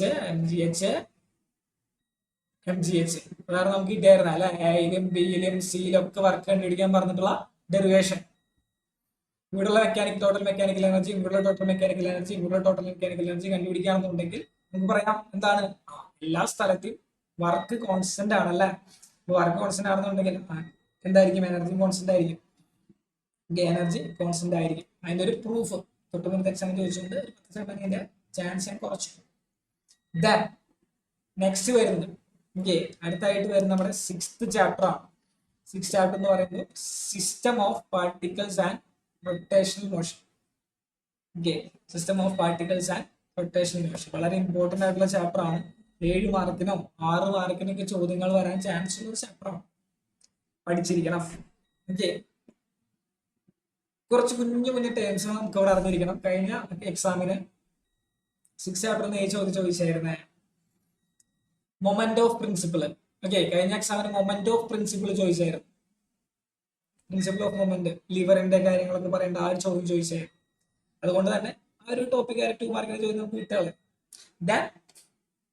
ഇവിടെ സെന്റർ ഓഫ് മാസ് അത് കണ്ടുപിടിക്കാനുള്ള ഇക്വേഷൻ, അതായത് m1x1 plus m1x2 divided by m1 plus m2, centre of mass കണ്ടുപിടിക്കാനുള്ള ആ ഇക്വേഷൻ പഠിച്ചു വയ്ക്കാം. ടോർക്ക് എന്ന് പറഞ്ഞാൽ എന്താ, റൊട്ടേഷണൽ ഫോഴ്സിനെയാണ് നമ്മൾ എന്ത് വിളിക്കുന്നത്, ടോർക്ക് എന്ന് വിളിക്കുന്നത്.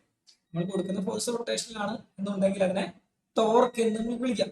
ടോർക്കിന്റെ ഡെഫിനേഷൻ അറിഞ്ഞിരിക്കണം. ടോർക്കിന്റെ ഇക്വേഷൻ എന്താണ്, torque is equal to R cross F.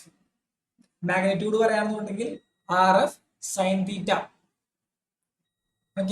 ഫോഴ്സിന് യാതൊരു മാറ്റം വരുത്താതെ നമ്മൾക്ക് എങ്ങനെയാണ് ടോർക്ക് കൂട്ടാൻ പറ്റാം? ഫോഴ്സിന് യാതൊരു ചേഞ്ചും വരുത്താൻ പറ്റില്ല. ഫോഴ്സിന് നമ്മൾ തൊടുന്നില്ല. ഫോഴ്സിനെ തൊടാതെ നമുക്ക് ടോർക്ക് കൂട്ടണം. നമ്മൾ എന്ത് ചെയ്യും, റേഡിയസ് കൂട്ടും അല്ലെ. റേഡിയസ് കൂട്ടിയാൽ ടോർക്ക് കൂടും. സൈൻ തീറ്റ, ആംഗിള് എപ്പോഴാണ് മാക്സിമം ടോർക്ക് തരുന്നത്, സൈൻ തീറ്റ വാല്യൂ 1 ആകുമ്പോൾ. അപ്പൊ തീറ്റ എത്രയായിരിക്കണം, 90 ഡിഗ്രി ആയിരിക്കണം.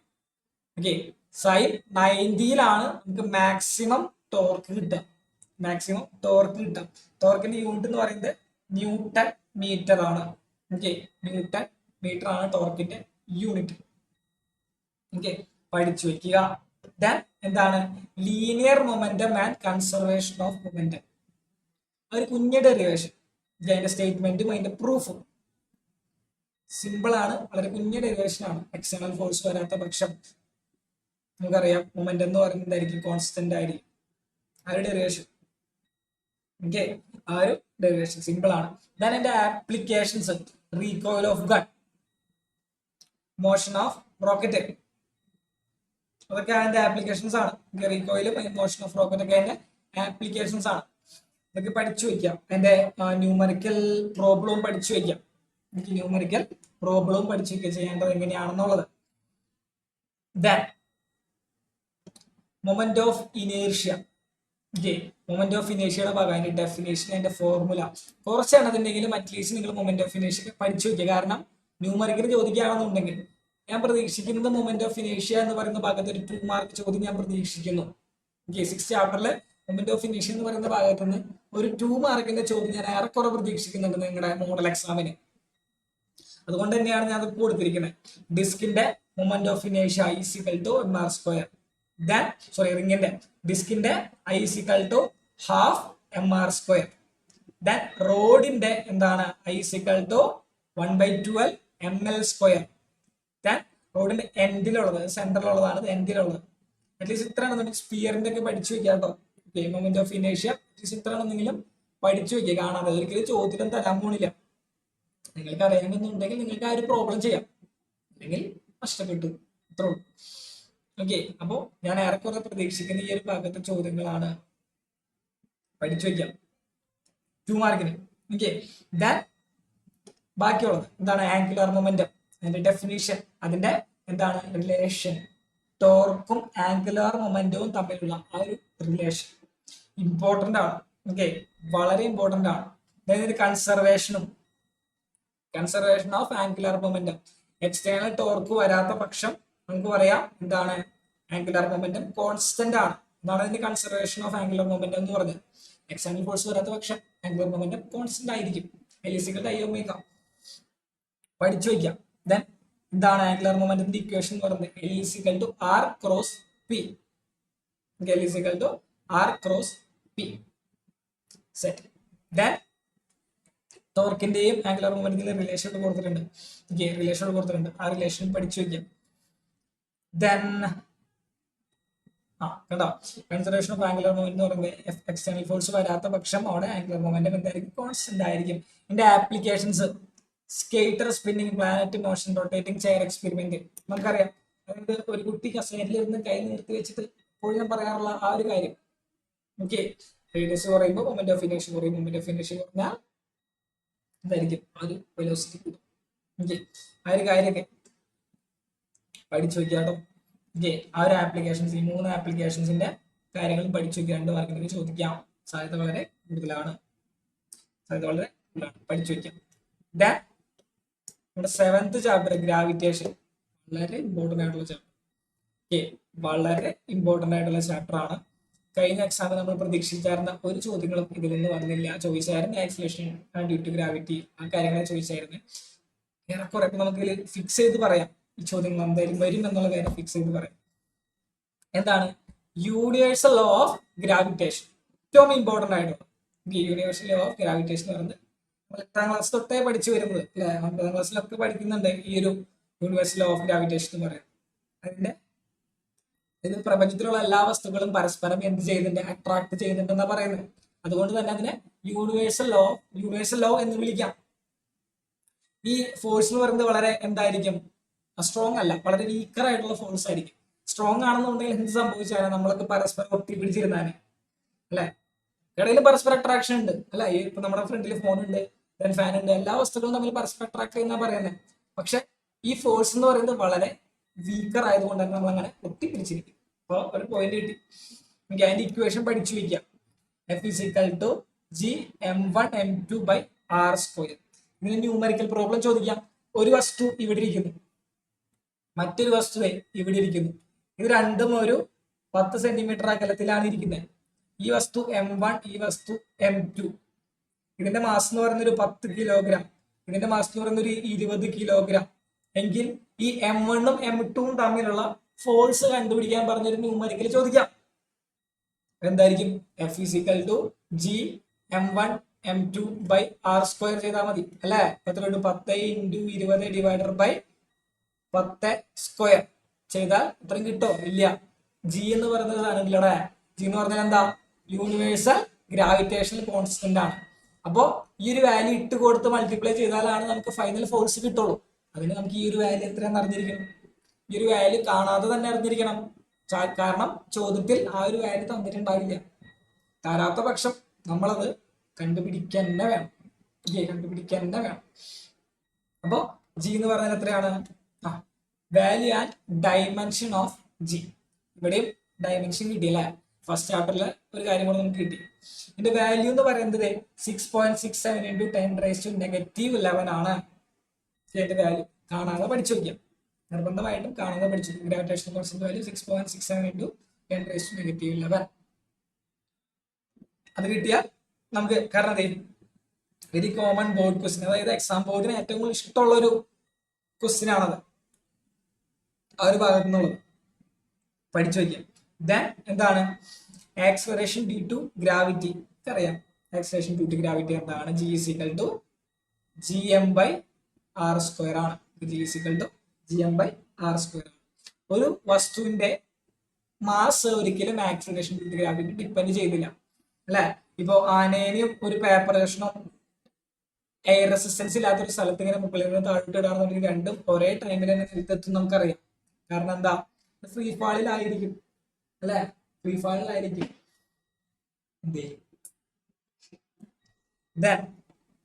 നെക്സ്റ്റ് വേണം എന്താ? Variation of G. Okay, G എങ്ങനെ വേരി ചെയ്യുന്നു? ഹൈറ്റിനനുസരിച്ച്, ഡെപ്തിനനുസരിച്ച് എങ്ങനെയാണ് ഈ ആക്സിലറേഷൻ ഡ്യൂ ടു ഗ്രാവിറ്റിയുടെ വാല്യൂ മാറുന്നത്? ഇത് ചോദിച്ചില്ല അല്ലെ, ക്വസ്റ്റ്യൻസ് എക്സാമിന് ചോദിച്ചിട്ടില്ല. അപ്പോൾ നമുക്ക് ഇത് രണ്ടിനും ഒരു 100% പ്രതീക്ഷ. രണ്ടിൽ ഏതെങ്കിലും ഒന്ന് എക്സാമിന് ചോദിക്കും, മോഡൽ എക്സാമിന്. എന്തറിയാലോ അല്ലെ എങ്ങനെയാണ് ഈ നീണ്ടു നിവർന്ന ഡെറിവേഷൻ ചെറുതാക്കി എഴുതുന്നത് എന്നുള്ളത് ഞാൻ 2ാം ക്ലാസ്സിൽ പഠിപ്പിച്ചായിരുന്നു. 5 സ്റ്റെപ്പിൽ അല്ലെ. 5 സ്റ്റെപ്പ് തികച്ചില്ല എന്നോ സ്റ്റെപ്പ് എഴുതിയാൽ മതി, നിങ്ങൾക്ക് ഫുൾ മാർക്ക് കിട്ടും. നിങ്ങൾ കാര്യം പറഞ്ഞായിരുന്നു. ഓക്കെ, അപ്പോൾ റിവിഷൻ ക്ലാസ്സിലാണ് ഇതിന് ചെറുത് ഞാൻ കൊടുത്തിട്ടുള്ളൂ.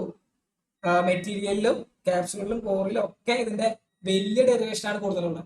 റിവിഷൻ ക്ലാസ്സിലാണ് ഞാൻ ചെറിയ ഡെറിവേഷൻ 5 സ്റ്റെപ്പിൽ എഴുതാമെന്നുള്ളത് പറഞ്ഞിട്ടുള്ളൂ. അപ്പൊ ആ ക്ലാസ് മിസ്സായവർക്ക് അത് പോയി. നിങ്ങൾ ക്ലാസ് മുടങ്ങാതെ കേൾക്കുന്നത് പറയാറുള്ളത്. 6 സ്റ്റെപ്പിന് 6 സ്റ്റെപ്പ്.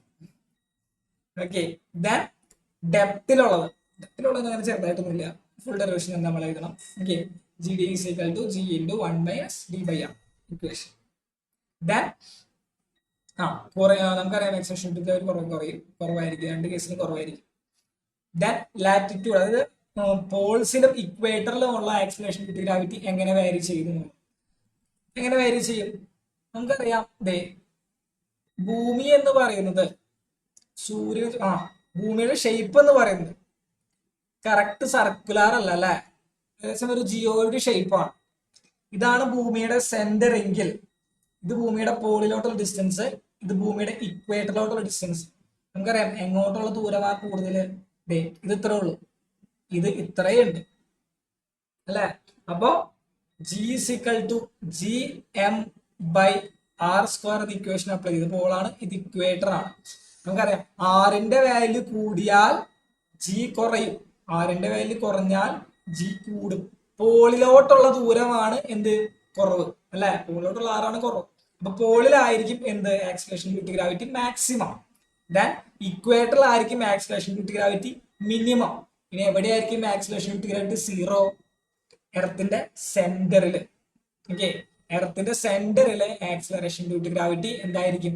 0 ആയിരിക്കും. അപ്പൊ എർത്തിന്റെ സെന്ററിലെ ആക്സിലറേഷൻ ഡ്യൂ ടു ഗ്രാവിറ്റി 0 ആയി കഴിഞ്ഞാൽ വെയിറ്റും എന്തായിരിക്കും? 0 ആയിരിക്കും. വെയിറ്റിന്റെ ഇക്വേഷൻ എന്ന് പറയുന്നത് W is equal to mg ആണ് അല്ലെ. Weight is equal to mass. എന്റെ മാസ് 60 കിലോ ആണ്, 63 ആണെന്ന് വിചാരിക്കാം. 60 ഇൻറ്റു ആക്സിലറേഷൻ ഡ്യൂ ടു 0 ആയി കഴിഞ്ഞാൽ എന്റെ വെയിറ്റ് ഭൂമിയുടെ സെന്ററിൽ എന്റെ വെയിറ്റ് എന്ന് പറയുന്നത് 0 ആയിരിക്കും. ഓക്കെ, ഇത്രയാണ് കൺസെപ്റ്റ്. ഓക്കെ, അതാണ് കൺസെപ്റ്റ്, അത് പഠിച്ചു വയ്ക്കാം.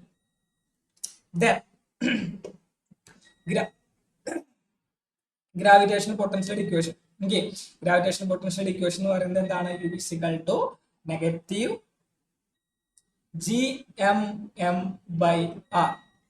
ഇതാണ് ഗ്രാവിറ്റേഷണൽ പൊട്ടൻഷ്യൽ എനർജിയുടെ ഇക്വേഷൻ. നെഗറ്റീവ് സൈൻ ഇമ്പോർട്ടന്റ് ആണ്, അത് ഇടാൻ മറക്കരുത്. നെഗറ്റീവ് സൈൻ ഇമ്പോർട്ടന്റ് ആണത് ഇടാൻ മറക്കരുത്. ഇനി ഗ്രാവിറ്റേഷണൽ പൊട്ടൻഷ്യൽ കണ്ടുപിടിക്കാൻ പറഞ്ഞാൽ എന്താ? Gravitational potential energy divided by M, divided by mass. ഒരു സ്മോൾ മാസ്, ഒരു യൂണിറ്റ് മാസിന്റെയാണ് കണ്ടുപിടിക്കുന്നത്.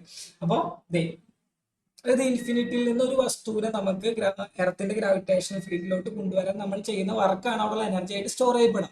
നമ്മൾ ഇൻഫിനിറ്റിയിൽ നിന്ന് കൊണ്ടുവരുന്ന വസ്തു യൂണിറ്റ് മാസ് ആണെന്നുണ്ടെങ്കിൽ അത് ഗ്രാവിറ്റേഷണൽ പൊട്ടൻഷ്യൽ. ഏതോ ഒരു വസ്തു ആണെന്നുണ്ടെങ്കിൽ അത് ഗ്രാവിറ്റേഷണൽ പൊട്ടൻഷ്യൽ എനർജി. ഓക്കെ, അതിന്റെ ഡെഫിനേഷനും പഠിച്ചു വെക്കുക, ഇക്വേഷൻസും പഠിച്ചു വെക്കുക. ഡെഫിനേഷനും പഠിച്ചു വെക്കുക, ഇക്വേഷനും പഠിച്ചു വെക്കുക. ഗ്രാവിറ്റേഷണൽ പൊട്ടൻഷ്യലിന്റെയും ഗ്രാവിറ്റേഷണൽ പൊട്ടൻഷ്യൽ എനർജിയുടെയും ഡെറിവേഷൻ ഉണ്ട്. ഓക്കെ, പിന്നെ ഡെറിവേഷനും ഉണ്ട്, ചിത്രം വരച്ചിട്ടുള്ള ഡെറിവേഷൻ ഉണ്ട്. ഓക്കെ, ചിത്രം വരച്ചിട്ടുള്ള ഡെറിവേഷൻ ഉണ്ട്, അതും പഠിച്ചു വെക്കണം. ഓക്കെ, അതും പഠിച്ചു വെക്കണം. പഠിച്ചിട്ടില്ലാത്തവർ പഠിക്കുക, സമയമുണ്ട്. Then escape velocity, orbital velocity. 3 മാർക്കിന് എർത്തിന്റെ ആ ചോദ്യം ഉറപ്പാ ചോദിച്ചിരിക്കും. ഫൈനൽ എക്സാമിനോ മോഡൽ എക്സാമിനോ അത് ഉറപ്പാ. അതായത് വേരിയേഷൻ ഓഫ് ഗ്രാവിറ്റി ഹൈറ്റും ഡെപ്തിലും അനുസരിച്ച്. ദെൻ പിന്നീട് വരാൻ ചാൻസ് ഉള്ളത് ഒന്നില്ലാന്നുണ്ടെങ്കിൽ തൊട്ട് മുന്നേ കണ്ട നമ്മുടെ ഗ്രാവിറ്റേഷണൽ പൊട്ടൻഷ്യൽ എനർജിയുടെ ഡെറിവേഷൻ. അല്ലാന്നുണ്ടെങ്കിൽ ഈ ഒരു ഭാഗത്തെ ചോദ്യം കഴിഞ്ഞ എക്സാമിന് വന്നത് കൊണ്ട് തന്നെ ചാൻസ് കുറച്ച് കുറവാണ് അല്ലെ. ഓർബിറ്റൽ വെലോസിറ്റി വന്നായിരുന്നു, ചാൻസ് കുറച്ച് കുറയ്ക്കാം നമുക്ക്. പക്ഷെ ഫൈനൽ എക്സാമിന് നമ്മൾ പ്രതീക്ഷിക്കണം. ഫൈനൽ എക്സാമിന് എന്തായാലും പ്രതീക്ഷിക്കും. എന്താണ്? Minimum velocity needed to escape earth. അതിനെയാണ് എന്ത് വിളിക്കുന്നത്? എസ്കേപ്പ് വെലോസിറ്റി എന്ന് വിളിക്കുന്നത്. എർത്തിൽ നിന്ന് ഒരു വസ്തു പുറത്ത്, എർത്തിന്റെ ഗ്രാവിറ്റേഷൻ ഫീൽഡിൽ നിന്ന് പുറത്തോട്ട് പോകാൻ എത്ര വെലോസിറ്റി വേണം? എത്രയാണ്? 11.2 km/s ആണ് അതിന്റെ വാല്യൂ എന്ന് പറയുന്നത്. അപ്പൊ 2 എണ്ണം ഉണ്ട് കേട്ടോ, 2 ഇക്വേഷൻസ് ഉണ്ട്. ഈ ഇക്വേഷൻ ഉണ്ട്, ഈ ഇക്വേഷൻ. ദെൻ ഓർബിറ്റൽ വെലോസിറ്റി, സൂര്യന് ചുറ്റും വലം വയ്ക്കുന്ന ഒരു വസ്തുവിന്റെ, അല്ലെന്നുണ്ടെങ്കിൽ എർത്തിന് ചുറ്റും വലം വസ്തു ഇതിന്റെയൊക്കെ എന്ത് കണ്ടുപിടിക്കാൻ, ഓർബിറ്റൽ വെലോസിറ്റി കണ്ടുപിടിക്കാനുള്ള ഇക്വേഷൻ ഇതാണ്. സൂര്യന് ചുറ്റും വലം വയ്ക്കുമ്പോൾ എർത്ത്, അതിന്റെ ഓർബിറ്റൽ വെലോസിറ്റി എന്ന് പറയുന്നത് 7.9 km/s സെക്കൻഡാണ്. ഓക്കെ, സെക്കൻഡിൽ 7.9 കിലോമീറ്റർ സഞ്ചരിക്കും. പഠിച്ചു വയ്ക്കാം. ഡെറിവേഷൻസ് ഉണ്ട്, ഇതിനും ഡെറിവേഷൻ ഉണ്ട്, ഇതിനും ഡെറിവേഷൻ ഉണ്ട്. ഡെറിവേഷൻസ് അറിഞ്ഞിരിക്കും. രണ്ടിലും ഡെറിവേഷൻ ഉണ്ട്. ഇക്വേഷൻ മാത്രമല്ല, രണ്ട് കേസിലും ഡെറിവേഷൻ. അടുത്തത് എന്താ? Time period. Okay, time period കണ്ടുപിടിക്കാനുള്ള ഇക്വേഷൻ. ഒരു സാറ്റലൈറ്റിന്റെ ടൈം പീരീഡ് ഉണ്ട്. രണ്ടിനും എന്തുണ്ട്? ഡെറിവേഷൻ. ഓക്കെ, ടൈം പീരീഡിനും ഡെറിവേഷൻ ഉണ്ട്. കെപ്ലേഴ്സ് ലോ, 3 ലോകൾ ഉണ്ട് അല്ലെ. ലോ ഓഫ് ഓർബിറ്റ്സ് ഉണ്ട്, ലോ ഓഫ് ഏരിയാസ് ഉണ്ട്, ലോ ഓഫ് പീരീഡ്സ് ഉണ്ട്. ലോ ഓഫ് പീരീഡ്സിനാണ് അവിടെ എന്തുള്ളത്? ഇക്വേഷൻ ഉള്ളത്. T square is equal to T square proportional to R Q.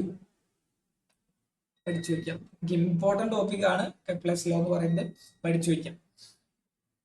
ഒരു സാറ്റലൈറ്റിന്റെ എനർജി എന്ന് പറയുന്നത്, ഒരു സാറ്റലൈറ്റ് വലം വെക്കുമ്പോൾ അതിന്റെ എനർജി, ആവശ്യമായിട്ടുള്ള എനർജി എന്ന് പറയുന്നത് -gmm/2r ആണ്. -gmm/2r ആണ്. ഇമ്പോർട്ടന്റ്. ഓക്കെ, പഠിച്ചു വയ്ക്കും. ഇത്രയും ഡെറിവേഷൻസ് ആണ് നമ്മുടെ 7th. ഏറ്റവും കൂടുതൽ ഡെറിവേഷൻസ് ഉള്ള ഒരു ചാപ്റ്റർ നമ്മുടെ 7th ചാപ്റ്റർ തന്നെയാണ്. കുറെ ഡെറിവേഷൻസ് ഉണ്ട് അല്ലെ, ഒരുപാട് ഉള്ളതൊക്കെ ഡെറിവേഷനാണ്. 2 മാർക്ക് ക്വസ്റ്റ്യൻ, 2 മാർക്ക് ക്വസ്റ്റ്യൻസ് ആയാലും ഡെറിവേഷൻ തന്നെയാണ്. തിയറി കുറവാണ് ആ ചാപ്റ്ററിൽ. 7th ചാപ്റ്ററിൽ തിയറി വളരെ കുറവാണ്. നമ്മുടെ 8th ചാപ്റ്ററിലോട്ട് കിടക്കുന്നു. Okay, 8th chapter mechanical properties of സോളിഡ്സിലോട്ട് കിടക്കുന്നു. 3 മാർക്കിനൊക്കെയുള്ള ചോദ്യങ്ങളാണ് വരിക ഏറെക്കുറെ. കഴിഞ്ഞ എക്സാമിൽ 4 മാർക്കിന് ചോദ്യം വന്നായിരുന്നു എന്ന് തോന്നുന്നു. വിഷയമല്ല, ഇത്തവണ കുറയും. ഇത്തവണ ഒരുപാട് ചാപ്റ്റേഴ്സ് ഉണ്ടല്ലോ. ഇത്തവണ ഒരു 3 മാർക്കിനുള്ള ചോദ്യങ്ങളായിരിക്കും ഈ ഒരു ചാപ്റ്ററിൽ നിന്ന് വരാം. ഇതൊക്കെയാണ് ഇമ്പോർട്ടന്റ് ആയിട്ട് പഠിക്കേണ്ടത്. പഠിക്കേണ്ടത് അങ്ങോട്ടും ഇങ്ങോട്ടും ഇല്ല. അതെ, ഞാനൊരു 100% ഉറപ്പ് പറയുന്നു. നമ്മുടെ സ്ട്രെസ് സ്ട്രെയിൻ കർവ്. നമുക്ക് ഏറ്റവും കൂടുതൽ ഉറപ്പ് പറയുന്ന ഒരു ചോദ്യമാണത്. വരാൻ ഏറ്റവും കൂടുതൽ ചാൻസ് ഉള്ള ആ ഒരു കർവാണ്. പിന്നെ ഉള്ളത് നമ്മുടെ ഹുക്സ് ലോയും modulus of elasticity. Modulus of ഇലാസ്റ്റിസിറ്റിയുടെ ചോദ്യം, യങ്സ് മോഡുലസിന്റെ ചോദ്യം കഴിഞ്ഞ എക്സാമിൽ ചോദിച്ചായിരുന്നു. അതുകൊണ്ട് തന്നെ ചാൻസ് കുറച്ച് കുറഞ്ഞു. ഓക്കെ, ചാൻസ് കുറച്ച് കുറഞ്ഞു. ഇനി നമുക്ക് ഫൈനൽ എക്സാമിന് പ്രതീക്ഷിക്കാം. ചാൻസ് കംപ്ലീറ്റ്ലി ആയിട്ട് ഫൈനൽ എക്സാമിന് പ്രതീക്ഷിക്കാം. ഒരു 10% ചാൻസ് ഞാൻ കുറച്ചു. എന്താണ് ഹുക്സ് ലോന്റെ സ്റ്റേറ്റ്മെന്റ്? ഓക്കെ, ഹുക്സ് ലോന്റെ സ്റ്റേറ്റ്മെന്റ് നമുക്കറിയാം, പഠിച്ചിട്ടുള്ളതാണ്. സ്ട്രെസ് സ്ട്രെയിൻ കർവ്, അതിന്റെ elastic limit, modulus, Young's modulus, bulk modulus, shear modulus എന്താണ്, ഇതൊക്കെ നമുക്കറിയാം, പഠിച്ചു വയ്ക്കാം. സ്ട്രെസ് സ്ട്രെയിൻ കർവ് വരയ്ക്കാൻ പഠിക്കണം. Proportion limit, elastic limit, yield point, fracture point ഇതൊക്കെ അടയാളപ്പെടുത്താൻ പഠിച്ചു വയ്ക്കണം. Okay, difference between ductile and brittle metals, അതിന്റെ ആ ഒരു ഗ്രാഫ് പ്രകാരം അതിന്റെ ചോദ്യങ്ങളൊക്കെ ഞാൻ റിവിഷൻ ക്ലാസ്സിൽ പഠിപ്പിച്ചിട്ടുണ്ട്. ഓക്കെ, ഡി മുതൽ എഫ് വരെയുള്ള ആ ഒരു ഡിസ്റ്റൻസ് വളരെ കുറവാണെന്നുണ്ടെങ്കിൽ ബ്രിട്ടിലായിരിക്കും, പെട്ടെന്ന് പൊട്ടിപ്പോകും. ഡി മുതൽ എഫ് വരെ ഡിസ്റ്റൻസ് കൂടുതലാണെന്നുണ്ടെങ്കിൽ അത് ഡക്ടൈൽ ആണ്. ഓക്കെ, ഈ ഒരു കണ്ടോ, ഡിയും ഇയും ദൂരം വളരെ കൂടുതലാണെന്നുണ്ടെങ്കിൽ അത് ഡക്ടൈൽ ആണ്. ഇനി ഈ ഇവിടെ തൊട്ടടുത്തായിരുന്നു എന്നുണ്ടെങ്കിൽ പെട്ടെന്ന് പൊട്ടിപ്പോയാൽ, ഓക്കെ, പെട്ടെന്ന് പൊട്ടിപ്പോയാൽ ആ ഒരു ഭാഗത്തെ കാര്യം വരയ്ക്കാൻ പഠിക്കണം, നിർബന്ധമായിട്ട് വരയ്ക്കാൻ പഠിക്കണം. ഒരു വസ്തു ഇങ്ങനെ വെറുതെ കെട്ടി ഞാട്ടിയിട്ട് നമ്മൾ ലോഡ് ഇറക്കി കയറ്റി വരുമ്പോൾ ഈ ഒരു സ്ട്രിങ്ങിന് ഉണ്ടാകുന്ന ഡിഫോർമേഷൻ ആണ് ഈ ഒരു ഗ്രാഫ് പ്രകാരം വരച്ചു വെച്ചിരിക്കുന്നത്. ഓക്കെ, അപ്പോ ഇത് വരയ്ക്കാൻ നിർബന്ധമായിട്ടും പഠിക്കണം. പലതവണ പറഞ്ഞിട്ടുള്ളതാണ്. എന്താണ് പെർമനന്റ് ഇലാസ്റ്റിക് ബിഹേവിയർ. ഈ 0 മുതൽ എ വരെ ഇതെന്ത് പാലിക്കും? ഹുക്സ് ലോ പാലിക്കും. എ മുതൽ ബി വരെ ഹുക്സ് ലോ പാലിക്കുന്നില്ല, പക്ഷെ ഇലാസ്റ്റിസിറ്റി പാലിക്കുന്നുണ്ട്. ബി ആണ് അതിന്റെ ഇലാസ്റ്റിക് ലിമിറ്റ് വരുന്നത്. സി എന്ന് പറയുന്നത് പെർമനന്റ് സെറ്റ് ആണ്. ഒരു വസ്തു വലിച്ച് അതിന് പുതിയൊരു ഡയമെൻഷൻ വന്നിട്ടുണ്ട്. 10 സെന്റിമീറ്റർ ഉള്ള സാധനം നമ്മൾ വലിച്ചു വിട്ടു. പിന്നീട് നമ്മൾ വലിച്ചു വിടുമ്പോൾ ഈ 10 സെന്റിമീറ്റർ എന്നുള്ളത് ഏകദേശം ഒരു 11 സെന്റിമീറ്റർ ആയിട്ട് കൂടിയിട്ടുണ്ടാവും. അപ്പോൾ അതിനൊരു പുതിയ ഡയമെൻഷൻ കിട്ടി. അതിനെയാണ് ഈ പെർമനന്റ് സെറ്റ് എന്ന് വിളിക്കുന്നത്. ഈ സി മുതൽ ഡി വരെ എന്താണ്? പ്ലാസ്റ്റിക് ബിഹേവിയർ ആണ്. പിന്നീട് അത് ഇലാസ്റ്റിക് ബിഹേവിയർ കാണിക്കില്ല, വലിച്ചാലും തിരിച്ച് പോകണമെന്നില്ല. ഡി എന്ന് പറയുന്നത് എന്താ? അതിന്റെ ഈൽഡ് പോയിന്റ് അല്ല,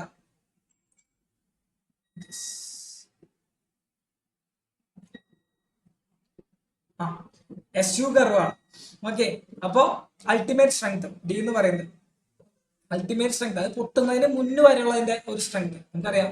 ഏതൊരു വസ്തു നമ്മൾ എത്ര വലിച്ചാലും അതിന് പൊട്ടുന്നതിന് മുന്നേ ഒരു മാക്സിമം സ്ട്രെങ്ത് കാണിക്കും. അതാണ് എന്റെ അൾട്ടിമേറ്റ് സ്ട്രെങ്ത് എന്ന് പറയുന്നത്. SU ഉണ്ടോ അടയാളപ്പെടുത്തി വെച്ചിരിക്കുന്നത്. SU എന്ന് പറഞ്ഞാൽ yield സ്ട്രെങ്ത്. അപ്പോൾ പഠിച്ചു വയ്ക്കാം. ദെൻ E എന്ന് പറയുന്നത് അത് പൊട്ടി കഴിഞ്ഞു. E എന്ന് പറയുന്ന പോയിന്റ് അത് പൊട്ടി. അതാണ് ഫ്രാക്ചർ പോയിന്റ്. പഠിച്ചു വയ്ക്കാം. ഓക്കെ, ഇമ്പോർട്ടന്റ് ആണ്, പഠിച്ചു വയ്ക്കാം. ദെൻ നമ്മുടെ മെക്കാനിക്കൽ പ്രോപ്പർട്ടീസ് ഓഫ് ഫ്ലൂയിഡ്സ് എന്ന് പറയുന്ന chapter. Okay, mechanical properties of fluids ഒരു 10 മാർക്കിനോളം ക്വസ്റ്റ്യൻസ് വരുന്ന ഒരു ചാപ്റ്ററാണ്. Okay, mechanical properties of fluids. ഈ ചാപ്റ്ററിലെ ക്വസ്റ്റ്യൻസ് കംപ്ലീറ്റ്ലി പഠിച്ചു വയ്ക്കുകയാണെന്നുണ്ടെങ്കിൽ നിങ്ങൾ ഏറെക്കുറെ സേഫ് ആയി എന്നാണ് അർത്ഥം. മെക്കാനിക്കൽ പ്രോപ്പർട്ടീസ് പഠിച്ചു വയ്ക്കാം. വലിയ വലിയ വലിയ ഡെറിവേഷൻസ് ഉള്ള ചാപ്റ്ററാണ്, ചെറുതല്ല, വളരെ വലിയ ഡെറിവേഷൻസ്. ഓക്കെ, അപ്പോൾ ഡെറിവേഷൻസ് എല്ലാവരും അറിഞ്ഞിരിക്കണം, എല്ലാവരും പഠിച്ചിരിക്കണം. ഏതൊക്കെയാണ്? നമ്മുടെ ബെർണൂലി പ്രിൻസിപ്പിളും അതിന്റെ ആപ്ലിക്കേഷൻസും. ഓക്കെ, ബെർണൂലിയുടെ പ്രിൻസിപ്പിളും അതിന്റെ ആപ്ലിക്കേഷൻസും. ബെർണൂലിയുടെ ഡെറിവേഷൻ, ആ ഒരു പൈപ്പിന്റെ ഡെറിവേഷൻ പഠിച്ചിട്ടുണ്ടാവുമെന്ന് വിശ്വസിക്കുന്നു. എന്താണ്? P = half PV² = rho g h constant. P plus half PV² plus rho g h constant. Then in the applications, aerofoil ഒക്കെ, ഡൈനാമിക് ലിഫ്റ്റ് എന്താണ്? അതിന്റെ ഒരു ആപ്ലിക്കേഷൻ ആണ്, പഠിച്ചു വെക്കണം. ദെൻ വിസ്കോസിറ്റിയും സ്റ്റോക്സ് ലോയും. ഇമ്പോർട്ടന്റ് ആണ്. അവിടെ നിന്നാണ് നമ്മൾ എന്ത് പറയുന്നത്? നമ്മുടെ ടെർമിനൽ വെലോസിറ്റിയുടെ ഡെറിവേഷൻ വരുന്നത്. ഓക്കെ, ടെർമിനൽ വെലോസിറ്റിയുടെ ഡെറിവേഷൻ വരുന്നത് ഈ ഒരു ഭാഗത്ത് നിന്നാണ്. എന്താണ് വിസ്കോസിറ്റി? അതിന്റെ യൂണിറ്റ്. ദെൻ സ്റ്റോക്സ് ലോയും then terminal velocity. Stokes law എന്ന് പറഞ്ഞാൽ നമുക്കറിയാം എന്താണ്? ഒരു വസ്തു താഴോട്ട് ഇങ്ങനെ വരുമ്പോൾ, ഒരു ഫ്ലൂയിഡിലോട്ട് ഒരു വസ്തു ഇങ്ങനെ വീഴുകൊണ്ടിരിക്കുകയാണെന്നുണ്ടെങ്കിൽ അതിന് എന്തുണ്ടാവും? ഒരു മുകളിലോട്ടൊരു ഫോഴ്സ് ഉണ്ടാവും. അതാണ് അതിന്റെ എന്ത് വിളിക്കുന്നത്? വിസ്കോസിറ്റി എന്ന് പറയുന്നത്. അപ്പൊ അവിടെ നിന്നാണ് നമ്മൾ സ്റ്റോക്സ് ലോ കണ്ടുപിടിക്കുന്നത്. അവിടെ നിന്നാണ് സ്റ്റോക്സ് ലോ കണ്ടുപിടിക്കുന്നത്. ഫോർമുലയും പഠിച്ചു വയ്ക്കാം. ദെൻ ടെർമിനൽ വെലോസിറ്റിയുടെ ഇക്വേഷൻ എന്താണ്? It is equal to 2a² rho minus sigma into g by 9 eta. Important ആയിട്ടുള്ള ഡെറിവേഷൻ. ദെൻ അടുത്ത എന്താ?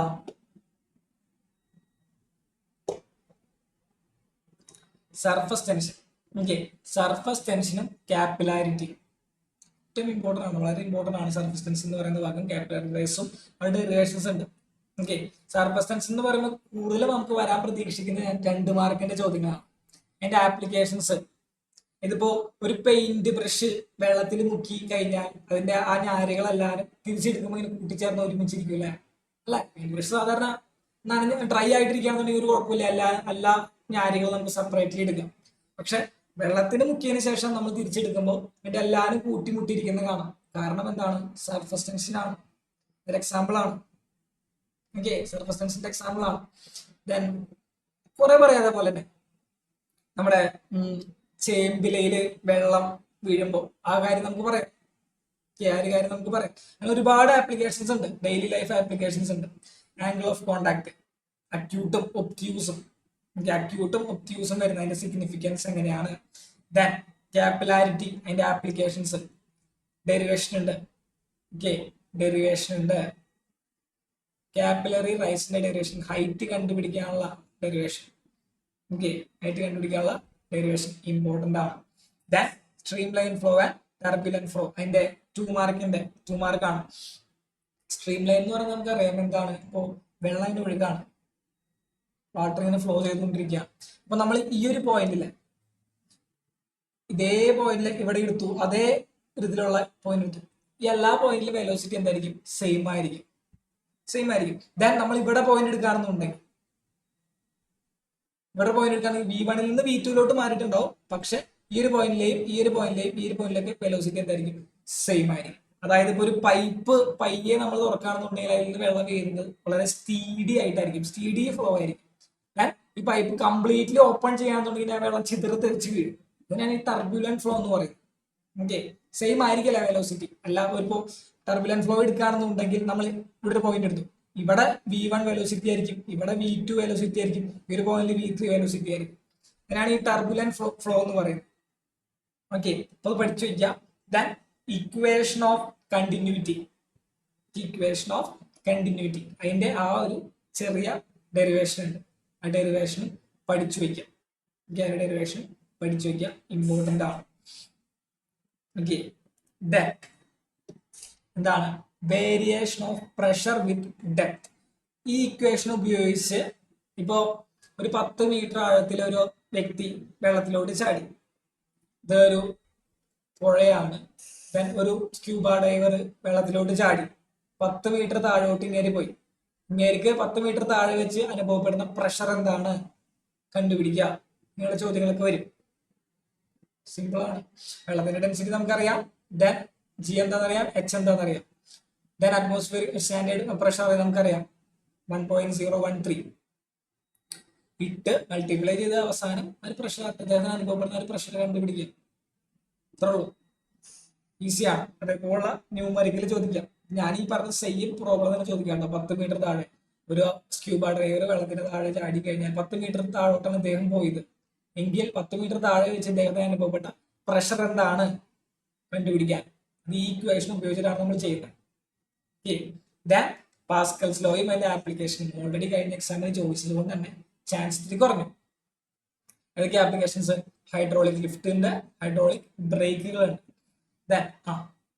ഏറ്റവും ഇമ്പോർട്ടൻ്റ് ആയിട്ട് ഒരു വിഷയം ഒന്നും കൂടെ ഏവിയേഷൻ മാത്രമുള്ള തൊട്ട് മുന്നേ പറഞ്ഞത് തന്നെയാണ് Bernoulli's equation. Then capillarity, terminal velocity, Bernoulli's theorem. ഇതൊക്കെ ഇമ്പോർട്ടൻ്റ് ആയിട്ടുള്ള ഡെറിവേഷൻസ് ആണ്. പഠിച്ചു വയ്ക്കും. ഓക്കെ, പഠിച്ചു വയ്ക്കും. സെറ്റ്. ദെൻ നമ്മുടെ 10ാമത്തെ ചാപ്റ്ററിലോട്ട് വരും. ഓക്കെ, 8:40 നിങ്ങൾ ബ്രേക്ക് എടുത്തോട്ടെ. 10ാമത്തെ ചാപ്റ്റർ വരും. തെർമൽ പ്രോപ്പർട്ടീസ് ഓഫ് മാറ്റർ എന്ന് പറയുമ്പോൾ ഏറ്റവും ഇമ്പോർട്ടൻ്റ് ആയിട്ടുള്ള അനോമലസ് ബിഹേവിയർ തന്നെയാണ്. അനോമലസ് ബിഹേവിയർ ഓൾറെഡി നമ്മൾ കണ്ടായിരുന്നു കഴിഞ്ഞ എക്സാമിൽ അല്ലെ. ദെൻ എന്താണ് ഹീറ്റ്, എന്താണ് ടെമ്പറേച്ചർ, എന്താണ് തെർമൽ എക്സ്പാൻഷൻ. ഓക്കെ, അപ്പോൾ difference between heat and temperature. എപ്പോഴാണ് ഹീറ്റ് ഫ്ലോ ഉണ്ടാവുക? ടെമ്പറേച്ചർ ഡിഫറൻസ് ഉണ്ടെങ്കിൽ എന്തുണ്ടാകും? അവിടെ ഹീറ്റ് ഫ്ലോ നടക്കും അല്ലെ. നമുക്കറിയാം എന്ത് ഡിഫറൻസ് വരുമ്പോഴാണ് അവിടെ. ഇപ്പോൾ ഇലക്ട്രിസിറ്റി ഫ്ലോ ചെയ്യണമെന്നുണ്ടെങ്കിൽ അവിടെ എന്ത് വേണം? പൊട്ടൻഷ്യൽ ഡിഫറൻസ് വേണം അല്ല. പോസിറ്റീവിൽ നിന്ന് നെഗറ്റീവിലോട്ടാണ്. എപ്പോഴും ഹയർ പൊട്ടൻഷ്യലിൽ നിന്ന് നെഗറ്റീവ് പൊട്ടൻഷ്യലിലോട്ടാണ്, ലോവർ പൊട്ടൻഷ്യലിലോട്ടാണ് ഇലക്ട്രിസിറ്റി ഫ്ലോ ചെയ്യുന്നത്. അതേപോലെ തന്നെ ഒരുപാട് കാര്യങ്ങളുണ്ട്. ഇപ്പോൾ വെള്ളം ഫ്ലോ ചെയ്യണമെന്നുണ്ടെങ്കിൽ അവിടെ എന്ത് വേണം? ഹൈറ്റ് ഡിഫറൻസ് വേണം. നല്ല ഹൈറ്റ് ഉള്ള ഭാഗത്ത് നിന്ന് കുറവുള്ള ഭാഗത്തോട്ടായിരിക്കും വെള്ളം ഫ്ലോ ചെയ്യുക. അതേപോലെ തന്നെ ഹീറ്റ് ഫ്ലോ ചെയ്യണമെന്നുണ്ടെങ്കിൽ അവിടെ എന്ത് വേണം? ടെമ്പറേച്ചർ ഡിഫറൻസ് വേണം. Higher temperature to lower temperature ആണെങ്കിൽ എന്ത് നമ്മുടെ ഹീറ്റ് ഫ്ലോ ചെയ്യുന്നത്. ദെൻ അവിടെ ടെമ്പറേച്ചർ കൺവേർഷന്റെ ഇപ്പോ ഡിഗ്രി സ്കെയിലിൽ നിന്ന് ഫാരൻഹീറ്റിലോട്ട്, ഫാരൻഹീറ്റിൽ നിന്ന് ഡിഗ്രിയിലോട്ട് കൺവേർട്ട് ചെയ്യേണ്ട ഇക്വേഷൻ നമുക്കറിയാം. കെൽവിനിലോട്ട് കൺവേർട്ട് ചെയ്യാറിയാം. ഡിഗ്രി സെൽഷ്യസ് ആണ് തന്നിരിക്കുന്നുണ്ടെങ്കിൽ കെൽവിനിലോട്ട് കൺവേർട്ട് ചെയ്യാൻ വേണ്ടിയിട്ട് 273 വെച്ച് ആഡ് ചെയ്താൽ മതി. 33 ഡിഗ്രിനെ അല്ലെങ്കിൽ 30 ഡിഗ്രിനെ കെൽവിൻ ടെമ്പറേച്ചറിലോട്ട് മാറ്റാൻ പറഞ്ഞാൽ നമ്മൾ എന്ത് ചെയ്യും? 273 വെച്ച് ആഡ് ചെയ്യും. Okay, degree Celsius standard temperature അല്ല, കെൽവിനിൽ ചെയ്യണം. ഒരു പ്രോബ്ലം ചെയ്യുകയാണെന്നുണ്ടെങ്കിൽ നമ്മൾ കെൽവിനിൽ ഇട്ട് തന്നെ ചെയ്യണം അല്ലെ. ടെമ്പറേച്ചറിന്റെ എസ് യൂണിറ്റ് എന്തായിരുന്നു? കെൽവിൻ ആണ്. നമ്മൾ ഫസ്റ്റ് ചാപ്റ്ററിൽ പഠിച്ചതാ അല്ലെ, ഫണ്ടമെന്റൽ ബേസ് ക്വാണ്ടിറ്റീസ് എന്ന് പറഞ്ഞ് പഠിച്ചതാ. അപ്പോൾ ഒരു ന്യൂമറിക്കൽ പ്രോബ്ലം ചെയ്യുമ്പോൾ ഒരിക്കലും നമ്മൾ ഡിഗ്രി സെൽഷ്യസിൽ ഇട്ട് ചെയ്യരുത്. എപ്പോഴും അതിനെ കെൽവിനിലോട്ട് കൺവേർട്ട് ചെയ്തതിന് ശേഷം മാത്രം ആ ഒരു പ്രോബ്ലം ചെയ്യാൻ ശ്രമിക്കാം. ഓക്കെ, ദെൻ തെർമൽ എക്സ്പാൻഷൻ എന്ന് പറയുമ്പോൾ ലീനിയർ ഏരിയൽ വോളിയം എക്സ്പാൻഷൻ ഇതൊക്കെ പഠിക്കണം. ഡെറിവേഷൻ കഴിഞ്ഞ എക്സാമിൽ ചോദിച്ചായിരുന്നു അല്ലെ, ചോദിച്ചായിരുന്നു തോന്നുന്നു. Then coefficient of expansion, application of thermal expansion in real life. എന്റെ ആപ്ലിക്കേഷൻസ് പഠിച്ചിരിക്കണം. ഓക്കെ, ആപ്ലിക്കേഷൻസ് പഠിച്ചിരിക്കണം, വളരെ ഇമ്പോർട്ടൻ്റ് ആണ്. ഓക്കെ, ദെൻ നിങ്ങളൊരു ബ്രേക്ക് എടുത്തു. നിങ്ങൾക്ക് ബ്രേക്ക് എടുത്തിട്ട് പോരാ. യെസ്.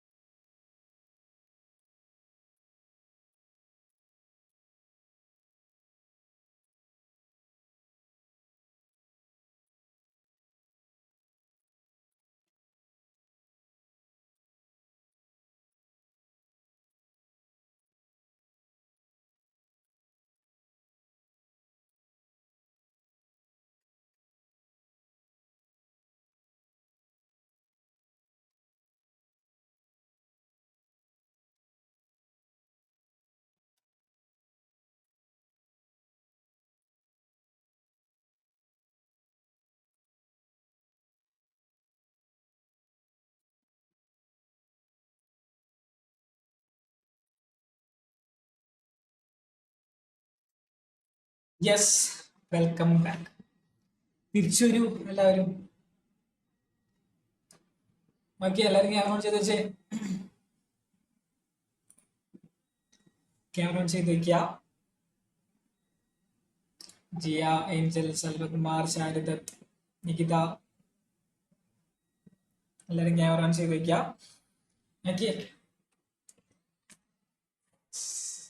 അപ്പോ നമ്മൾ 10ാം ചാപ്റ്ററിനെ പറ്റി ആയിരുന്നു പറഞ്ഞു വന്നത്. ദെൻ അവിടെ ഹീറ്റ് ട്രാൻസ്ഫർ മെത്തേഡ്സ് ആണ്. ഓക്കെ, ഹീറ്റ് ട്രാൻസ്ഫർ മെത്തേഡ്സ് നമുക്കറിയാം എങ്ങനെയൊക്കെയാണ്. നമ്മുടെ കൺവെക്ഷൻ റേഡിയേഷൻ വഴിയാണ്. ഓക്കെ, കൺവെക്ഷൻ റേഡിയേഷൻ കണ്ടക്ഷൻ ഒക്കെ വഴി നമുക്ക് എന്ത് ചെയ്യാം? ഹീറ്റ് ട്രാൻസ്ഫർ ചെയ്യാം. ഓക്കെ, ഹീറ്റ് ട്രാൻസ്ഫർ ചെയ്യാം. അവിടെ ഇമ്പോർട്ടന്റ് ആയിട്ട് നമ്മൾ പഠിക്കേണ്ട ഒരു ഇക്വേഷൻ ആണ് നമ്മുടെ thermal conductivity. Okay, thermal conductivity H = to Q/D എന്ന് പറഞ്ഞ H ആണ് കേട്ടോ. H = എന്ത് പറയാം? KA ΔT / L. K എന്ന് പറയുന്നത് തെർമൽ കണ്ടക്ടിവിറ്റി ആണ്, A എന്ന് പറയുന്നത് ക്രോസ് സെക്ഷണൽ ഏരിയ ആണ്, L എന്ന് പറയുന്നത് തിക്നെസ് ആണ്. ഓക്കെ, പഠിച്ചു വെക്കുക തെർമൽ കണ്ടക്ടിവിറ്റിയുടെ equation H = KA ΔT / L. Okay, then convection എന്ന് പറയുന്നത് നാച്ചുറൽ ഉണ്ട്, ഫോഴ്സ് ഉണ്ട്. അവിടെയാണ് നമ്മുടെ എന്ത് വരുന്നത്? സീ ബ്രീസും ലാൻഡ് ബ്രീസും ഒക്കെ വരുന്നത് നാച്ചുറൽ ആയിട്ടുള്ളത്. ദെൻ റേഡിയേഷന്റെ ടൈമിലാണ് നമ്മുടെ സ്റ്റീഫൻ ബോൾട്ട്സ്മാൻ ലോയും ന്യൂട്ടൺസ് ലോ ഓഫ് കൂളിംഗും വരുന്നത്. ഓക്കെ, സ്റ്റീഫൻ ബോൾട്ട്സ്മാൻ ലോ കഴിഞ്ഞ എക്സാമിന് എഴുതാൻ ചോദിച്ചായിരുന്നു തോന്നുന്നു. Then Newton's law of cooling ചോദിച്ചിട്ടില്ലേ? ഓക്കെ, ചോദിക്കാൻ സാധ്യതയുണ്ട്. Then anomalous behaviour of water important ആണ്, വളരെ ഇമ്പോർട്ടന്റ് ആണ്. അത് ഇന്ന എക്സാം ഒന്നുമില്ല, മോഡൽ ആയിക്കോട്ടെ, ഫൈനൽ ആയിക്കോട്ടെ, ക്രിസ്മസ് ആയിക്കോട്ടെ, എല്ലാ എക്സാമിനും ചോദിക്കാവുന്ന ഒരു ചോദ്യമാണ് ഈ അനോമലസ് ബിഹേവിയർ ഓഫ് വാട്ടർ എന്ന് പറയുന്നത്. Okay, then Newton's law of cooling എന്റെ ഇക്വേഷൻ പഠിച്ചു വെക്കണം. അതിന്റെ ന്യൂമറിക്കൽ നമ്മൾ അവസാന ക്ലാസ്സിൽ ചെയ്തായിരുന്നു. ഓക്കെ, ഈ ഒരു ചാപ്റ്റർ അവസാന ക്വസ്റ്റൻ ആയിട്ട് നമ്മൾ ന്യൂമറിക്കൽ ചെയ്തായിരുന്നു. Rate of cooling is proportional to the temperature difference. Okay, rate of cooling is directly proportional to the temperature difference. Okay, എന്താണ് ഈ എന്റെ പ്രോബ്ലംസ് കണ്ടോ? ഹീറ്റിംഗ് പ്രോബ്ലംസ് ഒക്കെ ഇതിപ്പോ ഞാൻ പറഞ്ഞായിരുന്നു കഴിഞ്ഞ ലാസ്റ്റ് ക്ലാസ്സിൽ. ഇപ്പോ ഒരു പാത്രത്തില് റൂം ടെമ്പറേച്ചറിൽ ഒരു 75 ഡിഗ്രി ഉള്ള ഒരു പായസം, ചൂടുള്ള സാധനം ഒരു 2 മിനിറ്റ് നേരത്തേക്ക് വെച്ച് കഴിഞ്ഞപ്പോഴേക്കും എത്രയാണ് കുറഞ്ഞത്? 75-ൽ നിന്ന് 70 കുറഞ്ഞു വിചാരിക്കാം. എങ്കിൽ ഇതേ സാധനം ഒരു 60-ൽ നിന്ന് 55 ആകാൻ വേണ്ടിയിട്ട് എത്ര സമയം എടുത്തു? അങ്ങനെയുള്ള ചോദ്യങ്ങൾ. 2 മിനിറ്റിൽ 75 ഡിഗ്രി ടെമ്പറേച്ചർ ഉണ്ടായിരുന്ന ഒരു പായസം 70 ആകാൻ വേണ്ടിയിട്ട് 2 മിനിറ്റ് ടൈമാണ് എടുത്തതെന്ന് നമുക്കറിയാം. ദെൻ ഇത് 60-ൽ നിന്ന് 55 ആകാൻ വേണ്ടിയിട്ട് എത്ര സമയം എടുത്തു എന്നുള്ള ചോദ്യങ്ങളൊക്കെ വരാം. ന്യൂമറിക്കൽ നമ്മൾ ചെയ്തായിരുന്നു ഓൾറെഡി. ഓക്കെ, അപ്പോൾ അതൊക്കെ നിങ്ങൾ നോക്കി പഠിക്കണം, നിർബന്ധമായിട്ട് പഠിക്കണം. ദെൻ ഫേസ് ചേഞ്ച് നമുക്കറിയാം. സോളിഡിൽ നിന്ന് ലിക്വിഡ് ആയിട്ടും, സോളിഡിൽ നിന്ന് ഡയറക്റ്റ് ഗ്യാസ് ആയിട്ടും, ലിക്വിഡിൽ നിന്ന് വേപ്പർ ആയിട്ടും ഒക്കെ ഫേസ് ചേഞ്ച് നടക്കുന്നുള്ള കാര്യം. ഓക്കെ, അതൊക്കെ നമുക്കറിയാം. എന്താണ് ഇപ്പൊ ഏറ്റവും ഇമ്പോർട്ടന്റ് ആയിട്ട് നമ്മൾ പഠിക്കേണ്ടത് സബ്ലിമേഷൻ ആണ്. ഓക്കെ, സബ്ലിമേഷൻ അറിയാമ്പോൾ ഡയറക്റ്റ് സോളിഡിൽ നിന്ന് വേപ്പറിലോട്ട് മാറുന്ന കാര്യം അല്ല, ഡയറക്റ്റ് മാറുന്ന കാര്യം പഠിച്ചു വയ്ക്കാം. ദെൻ ഫ്രീസിങ് എന്താന്ന് പഠിച്ചു വയ്ക്കാം, സബ്ലിമേഷൻ എന്താന്ന് പഠിച്ചു വയ്ക്കാം. ഇമ്പോർട്ടന്റ് ആണ് ഫേസ് ചേഞ്ച് എന്ന് പറയുന്നത്. ദെൻ എന്താണ് സ്പെസിഫിക് ഹീറ്റ് കപ്പാസിറ്റി, എന്താണ് ഹീറ്റ് കപ്പാസിറ്റി, എന്താണ് molar specific heat capacity, molar specific heat capacity, latent heat of fusion, ഇതൊക്കെ തിയറി പാർട്ടാണ്. ഓക്കെ, തിയറി പാർട്ടാണ്, പഠിച്ചു വയ്ക്കാം. ലാറ്റന്റ് ഹീറ്റ് ഓഫ് ഫ്യൂഷൻ എന്ന് പറയുമ്പോൾ ഒരു സോളിഡ് ലിക്വിഡ് ആകാൻ വേണ്ടിയിട്ട് ഒരു ഫേസ് ചേഞ്ചിന് ആവശ്യമായിട്ടുള്ള ഹീറ്റിനെയാണ് ലാറ്റന്റ് ഹീറ്റ് ഓഫ് ഫ്യൂഷൻ എന്ന് പറയുന്നത്.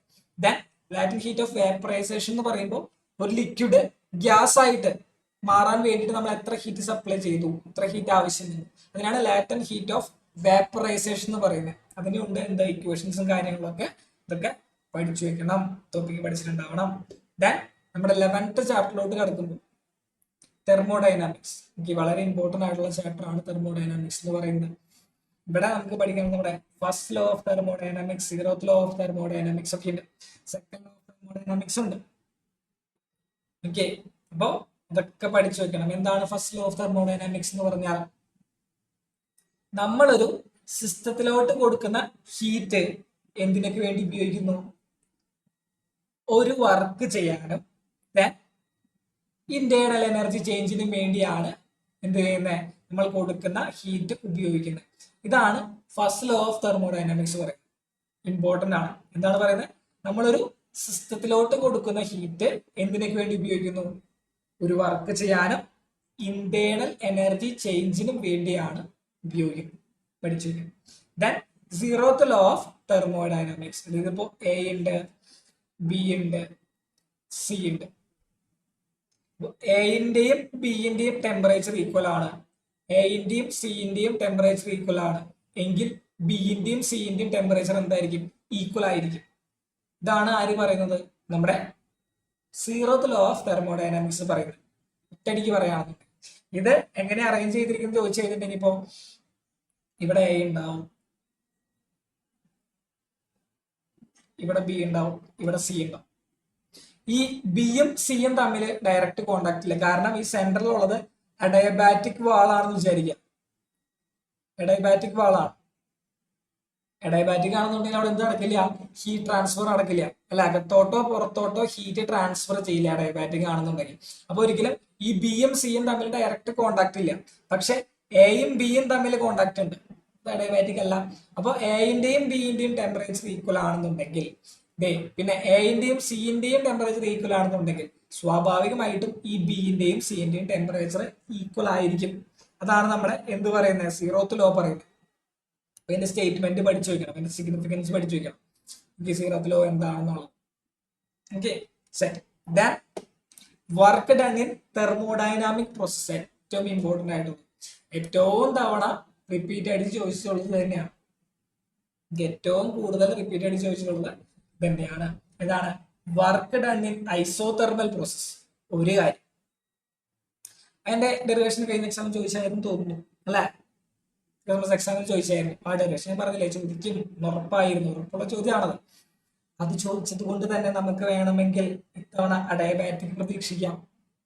ഒരു പക്ഷെ ഈ ഐസോതെർമൽ എന്ന് പറയുന്നത് അത്രയധികം ഇമ്പോർട്ടന്റ് ആയതുകൊണ്ട് ഇതിന്റെ ചാൻസ് ഞാൻ കുറയ്ക്കുന്നില്ല. അതായത് മോഡൽ എക്സാമിന് ഇത് വരാനുള്ള ചാൻസ് ഞാൻ കുറയ്ക്കുന്നില്ല. കാരണം ഐസോതെർമൽ പ്രോസസ്സിലുള്ള വർക്ക് ഡൺ എന്ന് പറയുന്നത് അത്രയ്ക്കും ഇമ്പോർട്ടന്റ് ആണ്. Very very very very very very important ആണ്. അപ്പൊ ഞാൻ ചാൻസ് കുറയ്ക്കുന്നില്ല. ഇതിനെ ഞാൻ 100% ചാൻസ് ഇടുന്നു. ദെൻ താഴെയുള്ള അഡയബാറ്റിക് എന്ന് പറഞ്ഞാൽ കുറച്ച് ലെങ്തി ആയിട്ടുള്ള ഒരു 10-20 സ്റ്റെപ്പുകളുണ്ട്. ഒരു ലെങ്തി ആയിട്ടുള്ള ഒരു ഡെറിവേഷൻ ആണ് വർക്ക് ഡൺ അഡയബാറ്റിക് പ്രോസസ് എന്ന് പറയുന്നത്. അത് പഠിക്കണം. Then Carnot engine.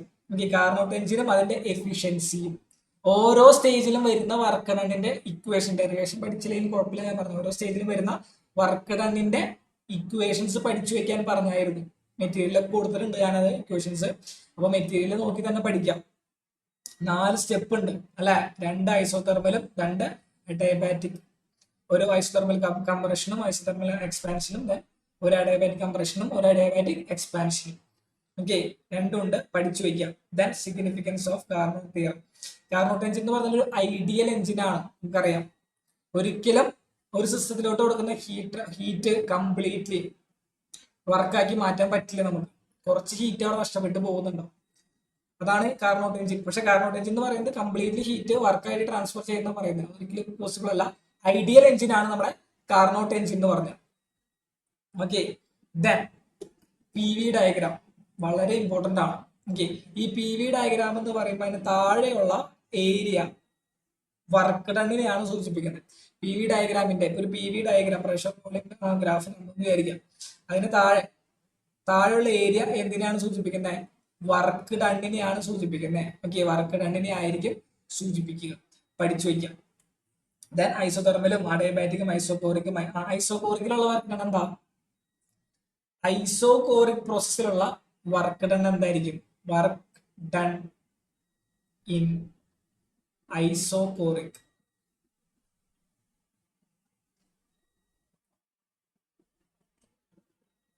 Work done in isochoric process എന്തായിരിക്കും?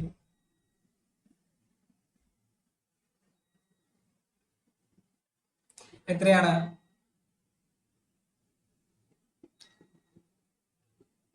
സെറമരിയം, സെനമറിയം, അഭിനവ്, ആദ്യ, ജോയല, എന്തായിരിക്കും work done in isochoric process എന്ന് പറഞ്ഞാൽ എത്രയായിരിക്കും?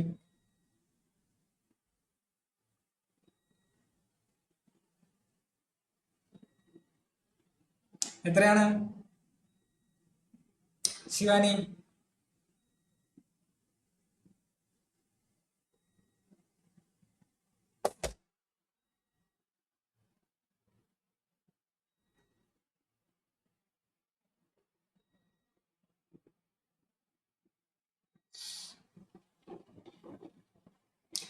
നമുക്ക് നമ്മുടെ ഫസ്റ്റ് ലോ പ്രകാരം delta Q is equal to delta U plus delta W ആണ് അല്ലെ. ഈ ഡെൽറ്റ ഡബ്ല്യു എന്നുള്ളതാണ് അവിടെ വർക്ക്. നമുക്ക് ഈ ഒരു ഇക്വേഷൻ ഇങ്ങനെയും കൂടെ മാറ്റി എഴുതാം. Delta Q is equal to delta U plus P delta V എന്ന് എഴുതാം അല്ലെ. പി ഡെൽറ്റ വി എന്ന് എഴുതാം. രണ്ടും ഫസ്റ്റ് ലോ ഓഫ് തെർമോഡൈനാമിക്സ് തന്നെ. അപ്പോ ഈ ഡെൽറ്റ ഡബ്ല്യുവിന് പകരമാണ് നമ്മൾ എന്ത് ചെയ്തിരിക്കുന്നത്, പി ഡെൽറ്റ വി എന്ന് എഴുതിയിരിക്കുന്നത്.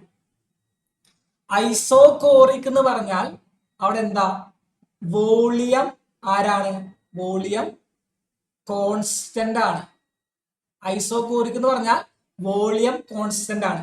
എങ്കിൽ ചേഞ്ച് ഇൻ വോളിയം എത്രയായിരിക്കും, ഡെൽറ്റ വി എന്ന് പറയുന്നത് 0 ആയിരിക്കും. എങ്കിൽ ഐസോകോറിക്കിലുള്ള വർക്ക് ഡൺ എന്ന് പറഞ്ഞാൽ അത് 0 ആയിരിക്കും.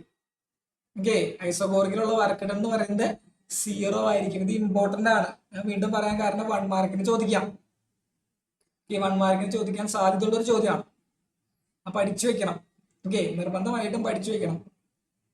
ഐസോകോറിക്കിലുള്ള വർക്ക് ഡൺ എന്ന് പറയുന്നത് 0 ആണ്. Okay, then 12th chapter. നമ്മൾ 12th chapter kinetic theory of gases. 2 മാർക്കിന് ചോദ്യങ്ങൾ വരാൻ ചാൻസ് ഉള്ള ചാപ്റ്ററാണ്, 2 മാർക്കിന്. പക്ഷെ ഒരുപാട് ഇക്വേഷൻസ് ഉള്ള ഒരു ചാപ്റ്റർ ആണ്. ഏതാ വരിക ഒന്നും പറയാൻ പറ്റില്ല. ദെൻ ഏറെക്കുറെ ഈ ഒരു ചാപ്റ്ററിൽ നിന്ന് ഞാൻ പ്രതീക്ഷിക്കുന്നത് നമ്മുടെ പോസ്റ്റുലേറ്റ്സ് ഓഫ് കൈനറ്റിക് തിയറി തന്നെ ഈ കൊടുത്തിരിക്കുന്നത്, assumption of kinetic theory. Okay, ഈ പോയിന്റ്സ് മിനിമം 2 പോയിന്റ്സ് 2 മാർക്കിന് ചിലപ്പോൾ ഡയറക്റ്റ് ചോദിക്കുകയാണെന്നുണ്ടെങ്കിൽ ഭാഗ്യം, ഇങ്ങോട്ടില്ല. ഡയറക്റ്റ് ഡെറിവേഷൻ ചോദിച്ചില്ലെങ്കിൽ നമുക്ക് ഭാഗ്യമാണ്, നമ്മുടെ ഭാഗ്യം എന്ന് പറയും. പോസ്റ്റുലേറ്റ്സ് ഓഫ് കൈനറ്റിക് തിയറി എന്താണ്, gas consist of large number of identical molecules. ഒരു ബീക്കറിൽ ഒരു ഗ്യാസ് ഫിൽ ചെയ്തിരിക്കുകയാണ്, അത് O2 ആണ് ഫിൽ ചെയ്തിരിക്കുന്നത്. അതിന്റെ മോളിക്യൂൾസ് എല്ലാവരും എന്തായിരിക്കും, ഐഡന്റിക്കൽ ആയിരിക്കും. Okay, then molecules move randomly in all direction. ഈ മോളിക്യൂൾസ് എല്ലാവരും റാൻഡം ഡയറക്ഷനിലായിരിക്കും മൂവ് ചെയ്യുന്നുണ്ടാകാം. Then collisions are perfectly elastic. ഈ മോളിക്യൂൾസ് തമ്മിൽ പരസ്പരം കൂട്ടിയിടിക്കാം, ബീക്കറുമായിട്ട് കൂട്ടിയിടിക്കാം. ഈ കൊളീഷൻ എന്ന് പറയുന്നത് എന്തായിരിക്കും എന്ന് പറഞ്ഞാൽ പെർഫെക്റ്റ്ലി ഇലാസ്റ്റിക് ആണ്. Then volume of molecules negligible compared to the container. ഈ കണ്ടെയ്നറിന്റെ വോളിയത്തിനെ സംബന്ധിച്ച് കമ്പയർ ചെയ്ത് നോക്കുമ്പോൾ ഈ മോളിക്യൂൾസിന്റെ വോളിയം എന്ന് പറയുന്നത് നെഗ്ലിജിബിൾ ആയിരിക്കും, വളരെ കുറവായിരിക്കും. Then no intermolecular force is except during collision. ഇവിടെ ഇന്റർമോളിക്കുലർ ഫോഴ്സ് ഉണ്ടാവില്ല. ഇന്റർമോളിക്കുലർ ഫോഴ്സ് ഉണ്ടാകുന്ന ഇവന്മാർ അട്രാക്ട് ചെയ്ത് ഒട്ടിപ്പിടിച്ചിരുന്നാണ്. കൊളീഷന്റെ സമയത്ത് അല്ലാതെ ഇവന്മാർ തമ്മിൽ എന്തില്ല, ഇന്റർമോളിക്കുലർ ഫോഴ്സ് ഓഫ് അട്രാക്ഷൻ ഇല്ല. Okay, then pressure of gas. ഒരു ഗ്യാസ് ഇപ്പൊ ഈ മോളിക്യൂൾസ് മുഴുവൻ ബീക്കറിൽ ചെന്ന് തട്ടുമ്പോൾ എന്തുണ്ടാകും, ബീക്കറിനകത്ത് ഒരു പ്രഷർ ഡെവലപ്പ് ചെയ്യും. ആ പ്രഷർ കണ്ടുപിടിക്കാനുള്ള ഇക്വേഷൻ എന്ന് പറയുന്നതാണ് 1/3 nmv bar square by v. V bar എന്ന് പറയുന്നത് ആവറേജ് വെലോസിറ്റി ആണ്. ദെൻ v എന്ന് പറയുന്നത് വോളിയം ആണ്. Average velocity mean square speed, average velocity എന്ന് പറയാം. ദെൻ v എന്ന് പറയുന്നത് വോളിയം ആണ്, n എന്ന് പറയുന്നത് നമ്പർ ഓഫ് മോളിക്യൂൾസ് ആണ്, n എന്ന് പറയുന്നത് മാസ് ഓഫ് മോളിക്യൂൾ ആണ്. അപ്പോൾ ഇതിനൊരു ഡെറിവേഷൻ ഉണ്ട്.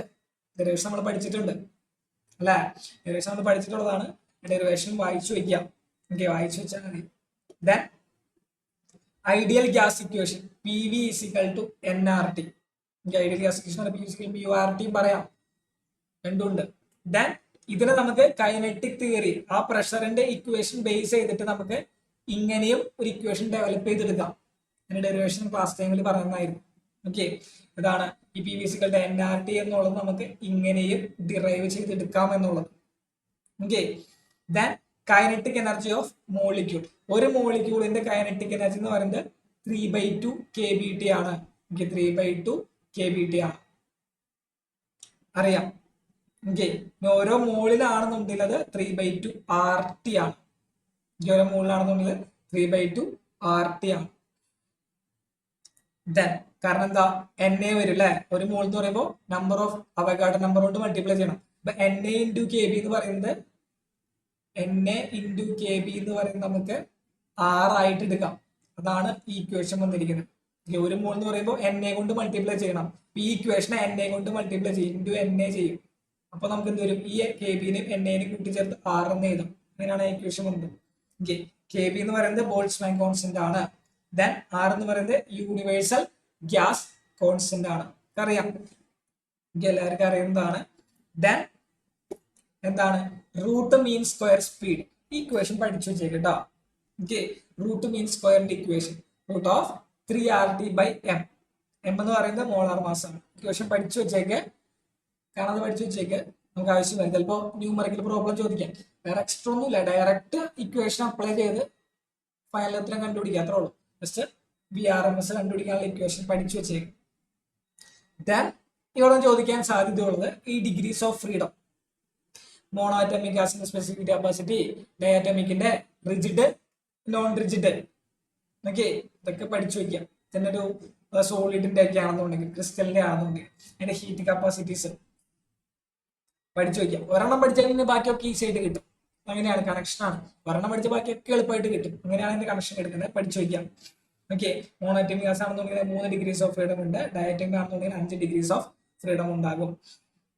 Then equipartition theorem, state law of equipartition theorem പ്രതീക്ഷിക്കാം. Okay, state law of equipartition ഞാൻ അവിടെ എഴുതി വെച്ചിട്ടുണ്ട്. Okay, state law of equipartition important ആണ്. സോറി, ഞാൻ അടുത്ത സാധനം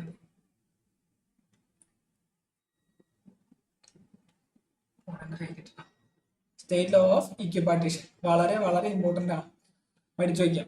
2 മാർക്കിന്റെ സെഷനിൽ ഈ ഒരു ചോദ്യം നമുക്ക് പ്രതീക്ഷിക്കാം, state law of equipartition. Then kinetic interpretation of temperature, മറ്റൊരു ഡെറിവേഷൻ ആണിത്.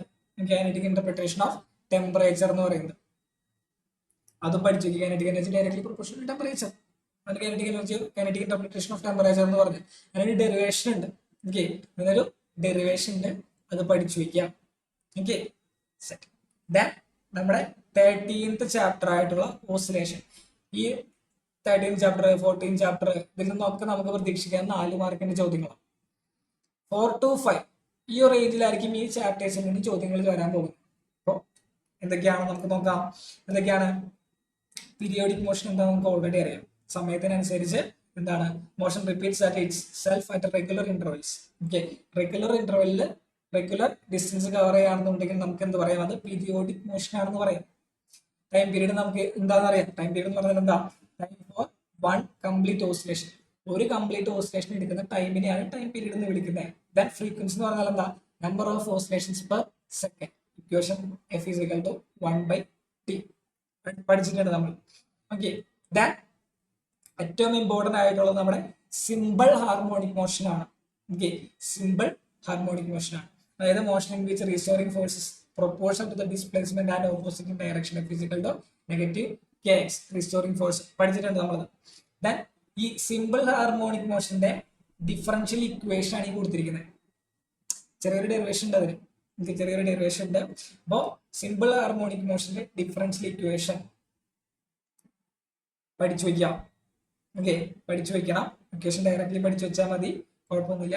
ദെൻ അതിന്റെ ഡിസ്പ്ലേസ്മെന്റ് എന്ന് പറയുന്നത്, displacement = A cos ωt + phi. Simple harmonic മോഷന്റെ എന്താണ്, ഹോറിസോണ്ടലുള്ള ഡിസ്പ്ലേസ്മെന്റ് ആണ് ഈ കൊടുത്തിരിക്കുന്നത്. ഓക്കെ, ഹോറിസോണ്ടലുള്ള ഡിസ്പ്ലേസ്മെന്റ് ആണ് ഈ കൊടുത്തിരിക്കുന്നത്. അതുകൊണ്ടെങ്കിൽ y = A sin ωt + phi എന്ന് എഴുതിയാലും ശരി തന്നെയാണ്. ഓക്കെ, ശരി തന്നെയാണ്. അപ്പോൾ പഠിച്ചു വെക്കാം. ദെൻ ഏറ്റവും ഇമ്പോർട്ടന്റ് ആയിട്ടുള്ളത് സിമ്പിൾ ഹാർമോണിക് മോഷന്റെ വെലോസിറ്റി കണ്ടുപിടിക്കാനും ആക്സിലറേഷൻ കണ്ടുപിടിക്കാനുള്ള 2 ഡെറിവേഷൻസ് ഉണ്ട്. 2 ഡെറിവേഷൻസും ഇമ്പോർട്ടന്റ് ആണ്. വെലോസിറ്റി കണ്ടുപിടിക്കാനുള്ളതും ആക്സിലറേഷൻ കണ്ടുപിടിക്കാനുള്ളതും. ഓക്കെ, മാക്സിമം വെലോസിറ്റി എന്ന് പറയുന്നത് ω × A ആണ്. A എന്ന് പറയുന്നത് ആംപ്ലിറ്റ്യൂഡ് ആണ്, നമുക്കറിയാം. ദെൻ ആക്സിലറേഷന്റെ ഇക്വേഷൻ എന്ന് പറയുന്നത് ഇതാണ്, -ω²x. മാക്സിമം ആക്സിലറേഷൻ എന്ന് പറയുന്നത് ω²A. Okay, ω²A. ഡെറിവേഷൻസ് ഒക്കെ പഠിപ്പിച്ചു തന്നിട്ടുണ്ട്. മെറ്റീരിയലിലുണ്ട്. മെറ്റീരിയൽ ഇല്ലാന്നുണ്ടെങ്കിൽ ആ ക്യാപ്ഷൻ കോർ ക്വസ്റ്റ്യൻസിൽ ഉണ്ടാവും, ചെക്ക് ചെയ്യാം. ഓക്കെ, ചെക്ക് ചെയ്ത് പഠിക്കാം. നോട്ടിൽ എഴുതിയെടുത്തുണ്ടാവും, നോട്ടിലുണ്ടാവും. നോട്ട് നോക്കിയാൽ മതി. നോട്ടിൽ ഞാൻ കുറച്ചും കൂടെ സിമ്പിൾ ആയിട്ട് കൊടുത്തിട്ടുണ്ടാവും. ദെൻ ഈ മൂന്നിന്റെയും, അതായത് ഡിസ്പ്ലേസ്മെന്റിന്റെയും വെലോസിറ്റിയുടെയും ആക്സിലറേഷന്റെയും ഗ്രാഫിക്കൽ റെപ്രസെന്റേഷൻ, ഇതാണ് അതിന്റെ ഗ്രാഫ്. ഡിസ്പ്ലേസ്മെന്റ് ആണെന്നുണ്ടെങ്കിൽ ഇവിടെ സ്റ്റാർട്ട് ചെയ്തു, ദെൻ വെലോസിറ്റി ആണെന്നുണ്ടെങ്കിൽ ഇവിടെ സ്റ്റാർട്ട് ചെയ്ത് ഇങ്ങോട്ട് പോയി, എക്സ്പ്രഷൻ ആണെന്നുണ്ടെങ്കിൽ സ്റ്റാർട്ട് ചെയ്തു. ഇപ്പൊ ഈ ഗ്രാഫ് വരയ്ക്കാൻ അറിഞ്ഞിരിക്കാം. ഓക്കെ, ഗ്രാഫ് വരയ്ക്കാൻ അറിഞ്ഞിരിക്കാം, പഠിച്ചു വയ്ക്കാം. ദെൻ ഒന്നില്ല എന്നുണ്ടെങ്കിൽ ഇതായിരിക്കും വരാൻ പോകുന്നത്. ഓക്കെ, സിമ്പിൾ പെൻഡുലത്തിന്റെ ഡെറിവേഷൻ. നമ്മള് ഈ ഡെറിവേഷൻ ഫസ്റ്റ് ചാപ്റ്ററിൽ ഡയമെൻഷൻ അനാലിസിസ് ഉപയോഗിച്ച് കണ്ടുപിടിക്കുന്നുണ്ട്. പക്ഷെ ഇതിന്റെ യഥാർത്ഥത്തിലുള്ള ഇക്വേഷൻ വരുന്നത്, ശരിക്കുള്ളതിന്റെ ഇക്വേഷൻ പറഞ്ഞാൽ നമ്മൾ എക്സ്പെരിമെന്റലി ചെയ്ത് കണ്ടുപിടിക്കുന്നത് ഈ ഒരു ചാപ്റ്ററിലാണ്, 13th ചാപ്റ്ററിലാണ്. അപ്പോൾ ഈ സിമ്പിൾ പെൻഡുലത്തിന്റെ ഡെറിവേഷൻ വളരെ ഇമ്പോർട്ടന്റ് ആണ്. ഫൈനൽ എക്സാമിലോ മോഡൽ എക്സാമിലോ ചോദിച്ചിട്ടുണ്ടോ? ചോദിക്കാതിരിക്കില്ല. ഓക്കെ, ദെൻ മാസ് സ്പ്രിങ്ങിന്റെ, അതായത് 2π√m/k എന്ന് പറയുന്ന ഈ ഒരു ഡെറിവേഷൻ, രണ്ട് ഡെറിവേഷനും നല്ല ഇമ്പോർട്ടന്റ് ആണ്, ഭയങ്കര ഇമ്പോർട്ടന്റ് ആയിട്ടുള്ള രണ്ട് ഡെറിവേഷൻസ് ആണ്. രണ്ടെണ്ണം പഠിച്ചിരിക്കണം. ഓക്കെ, രണ്ടെണ്ണം പഠിച്ചിരിക്കണം. 3 മാർക്കിന് ചോദിക്കാൻ ചാൻസ് ഉള്ള ഡെറിവേഷൻ ആണ്. 3 മാർക്കിന് ചോദിക്കാൻ സാധ്യതയുള്ള രണ്ട് ഡെറിവേഷൻ, സിമ്പിൾ പെൻഡുലത്തിന്റെ ആയാലും മാസ് സ്പ്രിംഗ് സിസ്റ്റത്തിന്റെ ആയാലും. ഓക്കെ, പഠിച്ചു വയ്ക്കാം. മെറ്റീരിയൽ ഉണ്ട് എങ്ങനെയാണ് ചെയ്യേണ്ടതെന്നുള്ളത്, എങ്ങനെയാണ് പഠിക്കേണ്ടതെന്നുള്ളതൊക്കെ set. Then energy in a system and equations, ചിലപ്പോൾ ന്യൂമറിക്കൽ പ്രോബ്ലം ചോദിക്കാം. ഓക്കെ, ന്യൂമറിക്കൽ പ്രോബ്ലം ആകാം. എന്താണ് കൈനറ്റിക് എനർജി? സിമ്പിൾ ഹാർമോണിക് മോഷന്റെ ഒരു കൈനറ്റിക് എനർജിയുടെ ഇക്വേഷൻ എന്താണ്? Ke is equal to half m omega square a square minus x square. Then potential energy equation നമുക്കറിയാം, സ്പ്രിങ്ങിന്റെ potential energy എന്താണെന്നുള്ളത് നമ്മൾ ഓൾറെഡി 5th ചാപ്റ്ററിൽ കണ്ടുവച്ചിട്ടുണ്ട്. അത് തന്നെയാണ് ഇവിടെ നമ്മൾ ഉപയോഗിക്കുന്നത്. ഓക്കെ, അതന്നെയാണ് ഇവിടെ ഉപയോഗിക്കുന്നത്. ദെൻ ടോട്ടൽ എനർജി എന്ന് പറയുന്നത് ഹാഫ് കെ എ സ്ക്വയർ ആണ്. ഹാഫ് കെ എ സ്ക്വയർ ആണ്. ടോട്ടൽ എനർജി എങ്ങനെയാണ്? Kinetic energy plus potential energy ആണ്. ഇതും തമ്മിൽ ആഡ് ചെയ്യുമ്പോൾ നമുക്ക് എന്ത് കിട്ടും? ഹാഫ് കെ എ സ്ക്വയർ എന്ന് കിട്ടും. Okay, half K A square എന്ന് കിട്ടും. അത്രേ ഉള്ളൂ, simple. Then damped and forced oscillation, ഇത് ഞാൻ പറഞ്ഞു തന്നിട്ടില്ല മുന്നേ. ഡാംപ്ഡ് ഓസിലേഷൻ എന്ന് പറയുമ്പോൾ ആംപ്ലിറ്റ്യൂഡ് ഡിക്രീസസ് ഓവർ ടൈം. ഇത് ആംപ്ലിറ്റ്യൂഡ് കുറഞ്ഞു വരികയാണെന്നുണ്ടെങ്കിൽ അതിന് നമുക്ക് ഡാംപ്ഡ് ഓസിലേഷൻ എന്ന് പറയാം. ഓക്കെ, ഡാംപ്ഡ് ഓസിലേഷൻ എന്ന് പറയുന്നത് ആംപ്ലിറ്റ്യൂഡ് സമയത്തിനനുസരിച്ച് ഇങ്ങനെ കുറഞ്ഞു വരാം. അതിന്റെ സൗണ്ട് ലൗഡ്നെസ്, ആംപ്ലിറ്റ്യൂഡിന് വ്യത്യാസം വന്നു കഴിഞ്ഞാൽ ഇതിന് ആദ്യം മാറ്റം വരാം, ലൗഡ്നെസ്സിനാണ് മാറ്റം വരാം. ഇപ്പൊ ലൗഡ്നെസ് ഇങ്ങനെ പയ്യെ കുറഞ്ഞു വരാണെന്നുണ്ടെങ്കിൽ അത് ഡാംപ്ഡ് ഓസിലേഷൻ ആണ്. ദെൻ റെസണൻസ് എന്ന് പറയുകയാണെന്നുണ്ടെങ്കിൽ ചെറിയ ക്ലാസ്സിൽ പഠിക്കുന്നതാണ്. എന്താണ് റെസണൻസ്? രണ്ട് വസ്തുക്കളുടെ നാച്ചുറൽ ഫ്രീക്വൻസി സെയിം ആയി കഴിഞ്ഞാൽ ആ വസ്തു മാക്സിമം ആംപ്ലിറ്റ്യൂഡിൽ വൈബ്രേറ്റ് ചെയ്യുന്നതിനെ പറയുന്നതാണ് റെസണൻസ്. ഇപ്പോ ഈ പട്ടാളക്കാരുടെ അടുത്ത് എന്ത് പറയും? തൂക്കുപാലത്തിലൂടെ മാർച്ച് ചെയ്ത് പോകരുതെന്ന് പറയും. കാരണം പട്ടാളക്കാർ മാർച്ച് ചെയ്ത് പോകുന്നത് ഈക്വലി ആണ്, ലെഫ്റ്റ് റൈറ്റ് ആ ഒരു ഇതിലാണ് പോകുന്നത്. അപ്പൊ അവരുടെ നാച്ചുറൽ ഫ്രീക്വൻസി എന്തായിരിക്കും? ഈക്വൽ ആയിരിക്കും എല്ലാവരുടെയും. ദെൻ ഈ നാച്ചുറൽ ഫ്രീക്വൻസിയും തൂക്കുപാലം അനങ്ങാതിരിക്കില്ലല്ലോ. എത്ര ആൾക്കാർ മാർച്ച് ചെയ്ത് പോകുകയാണെന്നുണ്ടെങ്കിൽ ഉറപ്പായിട്ടും തൂക്കുപാലം ഇങ്ങനെ ആടിക്കൊണ്ടിരിക്കുന്നുണ്ടാവും. ഈ തൂക്കുപാലത്തിന്റെ നാച്ചുറൽ ഫ്രീക്വൻസിയും ഇവര് മാർച്ച് ചെയ്ത് പോകുമ്പോൾ ഉണ്ടാകുന്ന നാച്ചുറൽ ഫ്രീക്വൻസിയും ഈക്വൽ ആയാൽ തൂക്കുപാലം എന്ത് ചെയ്യും? മാക്സിമം ആംപ്ലിറ്റ്യൂഡിൽ ഇങ്ങനെ വൈബ്രേറ്റ് ചെയ്യും, ഓസിലേറ്റ് ചെയ്യും. അല്ല, മാക്സിമം ആംപ്ലിറ്റ്യൂഡ് ഓസിലേറ്റ് ചെയ്യും. അങ്ങനെ മാക്സിമം ആംപ്ലിറ്റ്യൂഡ് ഓസിലേറ്റ് ചെയ്താൽ പൊട്ടി നിലത്തേക്ക് വീഴും. അത് അപകടമാണ്. അപ്പൊ ഒരിക്കലും ഈ പട്ടാളക്കാരൊന്നും ഈ തൂക്കുപാലത്തിലൂടെ ഒന്നും മാർച്ച് ചെയ്ത് പോകാൻ സമ്മതിക്കില്ല. ദെൻ ഇടിവെട്ടുന്ന സമയത്ത്, നല്ല ഇടിവെട്ടുന്ന സമയത്ത് നമ്മുടെ ജനലകളൊക്കെ കുലുങ്ങുന്ന നമ്മൾ കേൾക്കാറുണ്ട് അല്ലെ? ഇടിവെട്ടുന്ന സമയത്ത് ജനലകൾ ചേർന്ന് കുലുങ്ങുക. അതെന്തുകൊണ്ടാ? അത് ഫോഴ്സ്ഡ് വൈബ്രേഷൻ ആണ്. ഇടി അവിടെ വെട്ടുന്നു, ആ വൈബ്രേഷൻ മൂലം നമ്മുടെ ജനലകൾ കിടന്ന് വൈബ്രേറ്റ് ചെയ്യും. Forced vibration. ഇടി വെട്ടുന്ന സമയത്ത് നമ്മുടെ ജനല പൊട്ടിപ്പോയാലോ? ഇടി വെട്ടുന്നു, നമ്മുടെ ജനല കൂട്ടിടിച്ച് പൊട്ടിപ്പോയി. കൂട്ടിടിക്കല്ല, ഇടി വെട്ടുന്ന സമയത്ത് ജനലയുടെ ചില്ല് പൊട്ടിപ്പോയി. അതിനർത്ഥം റെസണൻസ് കണ്ടീഷൻ ആണ്. കാരണം ജനലയുടെ നാച്ചുറൽ ഫ്രീക്വൻസിയും ആ വെട്ടി ഇടിയുടെ നാച്ചുറൽ ഫ്രീക്വൻസിയും സെയിം ആയി. മാക്സിമം ആംപ്ലിറ്റ്യൂഡിലുള്ള വൈബ്രേഷൻ ഉണ്ടായി, പൊട്ടിപ്പോവും. ഓക്കെ, അപ്പോൾ അതിനാണ് റെസണൻസ് എന്ന് പറയുന്നത്. മാക്സിമം ആംപ്ലിറ്റ്യൂഡ് നാച്ചുറൽ ഫ്രീക്വൻസി അതാണ് റെസണൻസ്. ഡാംപ്ഡ് ഓസിലേഷൻ എന്ന് പറയുന്നത് അതിന്റെ ആംപ്ലിറ്റ്യൂഡ് സമയത്തിനനുസരിച്ച് കുറഞ്ഞു വരികയാണെന്നുണ്ടെങ്കിൽ ഡാംപ്ഡ് ഓസിലേഷൻ എന്ന് പറയാം.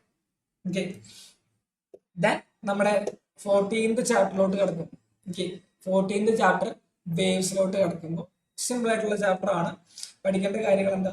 Wave motion. ഈ വേവിന്റെ, പ്രോഗ്രസീവ് വേവിന്റെ കുറച്ച് ക്യാരക്ടറിസ്റ്റിക്സ് പഠിക്കണം, അതിന്റെ പാരാമീറ്റേഴ്സ് പഠിക്കണം. Wavelength, frequency, wave speed, amplitude, then angular frequency, wave number. Wave speed കണ്ടുപിടിക്കാനായിട്ട് v = frequency into lambda.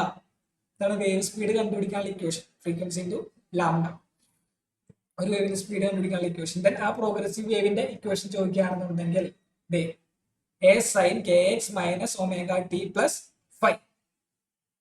Okay, ഈ കെ എക്സ് വാല്യൂ, ഈ ഒരു വാല്യൂ ഉണ്ടെങ്കിൽ നമുക്ക് ഉറപ്പായിട്ടും പറയാതെ പ്രോഗ്രസീവ് വേവ് ആണ്. ഓക്കെ, ഉറപ്പായിട്ടും പറയാതെ പ്രോഗ്രസീവ് വേവ് ആണ് എന്നുള്ള കാര്യം നമുക്ക് പറയാം. ഓക്കെ, അതിന്റെ ക്യാരക്ടറിസ്റ്റിക്സും പഠിച്ചു വെക്കണം. ആംഗുലർ ഫ്രീക്വൻസി കണ്ടുപിടിക്കാനുള്ള ഇക്വേഷൻ, വേവ് നമ്പർ കണ്ടുപിടിക്കാനുള്ള equation. Okay, then speed of the wave on string, ഒരു സ്ട്രിങ്ങിലുള്ള വേവിന്റെ സ്പീഡ് കണ്ടുപിടിക്കാനുള്ള ഇക്വേഷൻ എന്ന് പറയുന്നത് v is equal to root of t by mu ആണ്. ടി എന്ന് പറഞ്ഞാൽ ആ സ്ട്രിങ്ങിന്റെ ടെൻഷൻ ആണ്, മ്യൂ എന്ന് പറഞ്ഞാൽ mass per unit length. Okay, ഇതൊരു സ്ട്രിങ് ആണ്. ഈ സ്ട്രിങ്ങിന്റെ യൂണിറ്റ് ലെങ്ത്തിൽ ഉണ്ടാക്കുന്ന ഇത് കട്ട് ചെയ്തെടുത്തു, ഒരു യൂണിറ്റ് ലെങ്ത് കട്ട് ചെയ്തെടുത്തു, അപ്പൊ ഇതിന്റെ മാസ് എത്ര, അടുത്ത യൂണിറ്റ് കട്ട് ചെയ്തെടുത്തു, അപ്പൊ ഇതിന്റെ മാസ് എത്ര. അങ്ങനെയാണ് മ്യൂ എന്ന് പറയുന്നത്, unit mass per unit length. Okay, then അടുത്ത് superposition of waves. Superimposition of waves എന്ന് പറഞ്ഞാൽ ഇപ്പോ രണ്ട് വേവുകൾ പരസ്പരം ഇങ്ങനെ വരാം. ഈ രണ്ട് വേവുകൾ എന്ത് ചെയ്യും, കൂടിക്കലരും. ഞാൻ പറഞ്ഞായിരുന്നു ഇപ്പോ ക്ലാസിന്റെ കാര്യം വെച്ച് പറഞ്ഞായിരുന്നു എക്സാമ്പിൾ ആയിട്ട്. ഇപ്പോ ടീച്ചർമാര് നിങ്ങളുടെ എല്ലാവരും പറയും പയ്യെ സംസാരം സൗണ്ട് കുറച്ച് സംസാരിച്ച എല്ലാവരും എന്ന് പറയും. എല്ലാവരും ആ ഒരു രീതിക്കായിരിക്കും സംസാരിക്കുക, മർമറയുള്ളൂ, സ്വാഭാവികം. പക്ഷെ എല്ലാവരുടെ സൗണ്ടും എന്ത് ചെയ്യും, കൂടിക്കലർന്ന് വലിയൊരു സൗണ്ടായിട്ട് മാറും. അപ്പോഴാണ് ടീച്ചർമാർ വന്ന് ചോദിക്കുന്നത് ചന്തയാവും അല്ലെ, സ്വാഭാവികമായിട്ട് വന്ന് ചോദിക്കാറുണ്ട്. അപ്പോൾ ഇതന്നെ സ്കീം. അതാണ് അതിനർത്ഥം, നമ്മുടെ സൗണ്ട് വേവ് പരസ്പരം കൂടിക്കലരുന്നുണ്ട്. ഇതിനാണ് സൂപ്പർ പൊസിഷൻ ഓഫ് വേവ്സ് എന്ന് പറഞ്ഞത്. വേവുകൾ തമ്മിൽ പരസ്പരം കൂടിക്കലരുന്നു, സൂപ്പർ ഇമ്പോസ് ചെയ്യുന്നു. ഓക്കെ, ഞാൻ സൂപ്പർ പൊസിഷൻ എന്ന് പറയുമ്പോൾ ഇന്റർഫറൻസ് ഉണ്ട്, കൺസ്ട്രക്റ്റീവ് ഇന്റർഫറൻസ് ഉണ്ട്, ഡിസ്ട്രക്റ്റീവ് ഇന്റർഫറൻസ് ഉണ്ട്. വേവുകൾ തമ്മിൽ കൂടിക്കലർന്ന് വലിയ വേവ് ആവുകയാണ്. ഇപ്പൊ രണ്ട് വേവുകൾ വരും, ഇതൊരു വേവ്, ദെൻ ഇത് മറ്റൊരു വേവ്. ഈ രണ്ട് വേവുകളും ആഡ് ചെയ്ത് നമുക്ക് കിട്ടുന്നത് വലിയൊരു വേവ് എങ്കിൽ അത് കൺസ്ട്രക്റ്റീവ് ഇന്റർഫറൻസ് ആയിരിക്കും. ദെൻ ഇവിടെ ഇതൊരു വേവ്, ദെൻ ഇത് മറ്റൊരു വേവ്. ഈ രണ്ട് വേവുകളും കൂടി ഇതിന്റെ ആംപ്ലിറ്റ്യൂഡ് എത്ര ഉണ്ട്, ഇതിന്റെ ആംപ്ലിറ്റ്യൂഡ് ഓപ്പോസിറ്റ് വേവ് ആണ്. ഈ രണ്ടും കൂടി കലർന്ന് നമുക്കൊരു ചെറിയ വേവ് കിട്ടുന്നതായിരിക്കും. പിന്നെ ഡിസ്ട്രക്റ്റീവ് ഇന്റർഫറൻസ് എന്ന് പറയും. ഞാൻ ചുമ്മാ പറഞ്ഞതാണ്, അത് നിങ്ങൾക്ക് ഇപ്പൊ പഠിക്കാനില്ല, പ്ലസ് ടുവിൽ പഠിക്കാനുള്ളൂ. പ്ലസ് ടുവിലായിരിക്കും പഠിക്കാനുണ്ടാവുക. പ്ലസ് ടുവില് ഏത് ചാപ്റ്ററിൽ വരുന്നത്, 10ാമത്തെ ചാപ്റ്ററിൽ വരുന്ന ചോദ്യം, വേവ് ഒപ്റ്റിക്സ് എന്ന് പറയുന്ന ചാപ്റ്ററിൽ വരുന്ന കാര്യമാണ് കൺസ്ട്രക്റ്റീവ് ഡിസ്ട്രക്റ്റീവ്. ചുമ്മാ പറഞ്ഞോളൂ, മനസ്സിലാക്കി വെച്ചാൽ മതി, അപ്പൊ നിങ്ങൾ ഓർത്താൽ മതി.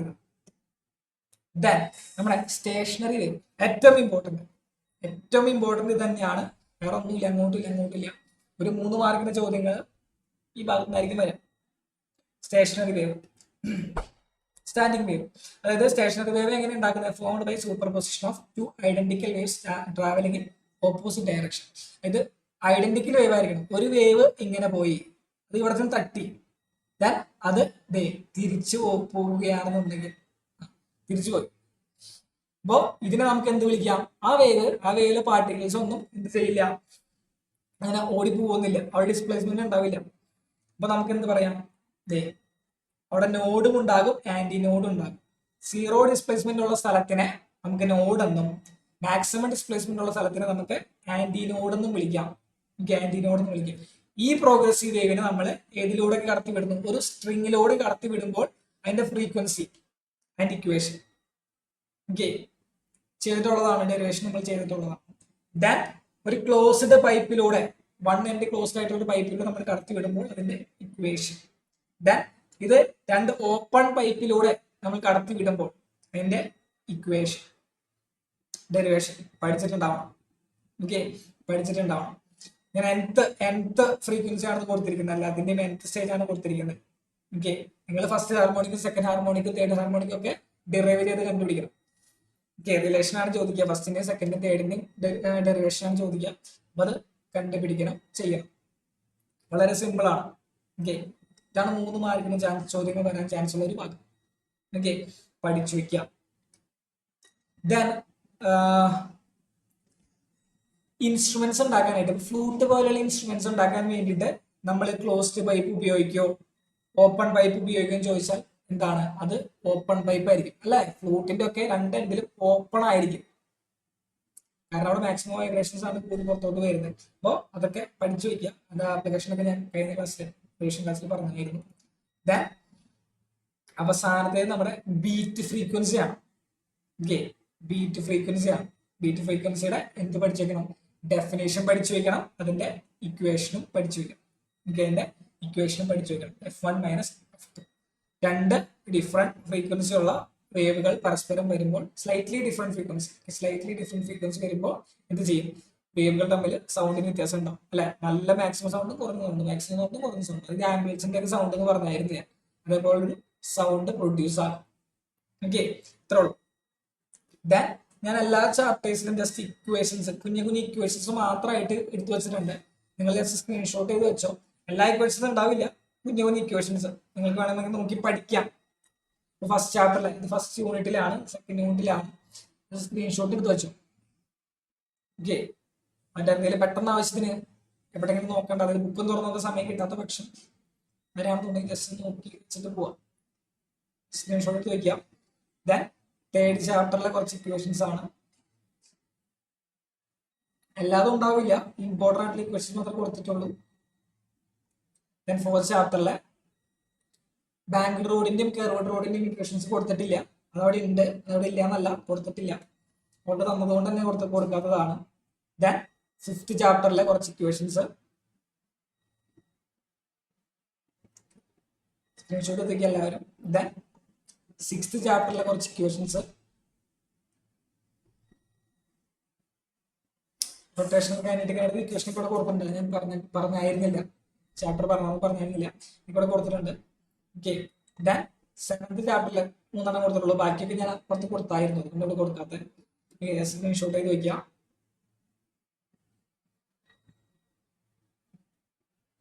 ദെൻ ഏഴ് ചാപ്റ്ററിലെ സ്ട്രെസ്സിന്റെയും സ്ട്രെയിനിന്റെയും യങ്സ് മോഡുലസിന്റെയും equation. Stress directly proportional to strain ആണ്. അവിടെ പ്രൊപ്പോർഷണാലിറ്റി മാറ്റാൻ വേണ്ടി നമ്മൾ കൊണ്ടുവരുന്ന കോൺസ്റ്റന്റ് ആണ് യങ്സ് മോഡുലസ് എന്ന് പറയുന്നത്. യങ്സ് മോഡുലസിന്റെ ഇക്വേഷൻ അത് സ്ട്രെസ് ബൈ സ്ട്രെയിൻ ആണ്, നമുക്കറിയാം, പഠിച്ചു വയ്ക്കാം. സ്ട്രെസ് സ്ട്രെയിൻ ഗ്രാഫിന്റെ സ്ലോപ്പ് നമുക്ക് യങ്സ് മോഡുലസ് ആണ് തരിക, നമുക്കറിയാം. Okay, then mechanical properties of fluids എന്ന് പറയുന്ന ചാപ്റ്ററിൽ വോൾട്ടർ വെലോസിറ്റിയുടെയും ക്യാപിലർ റേസിന്റെയും ഇക്വേഷനും കൊടുത്തിട്ടില്ല, നമുക്ക് പഠിക്കണം. കുറച്ചെണ്ണം കൊടുത്തിട്ടുള്ളൂ, കൊടുത്തു.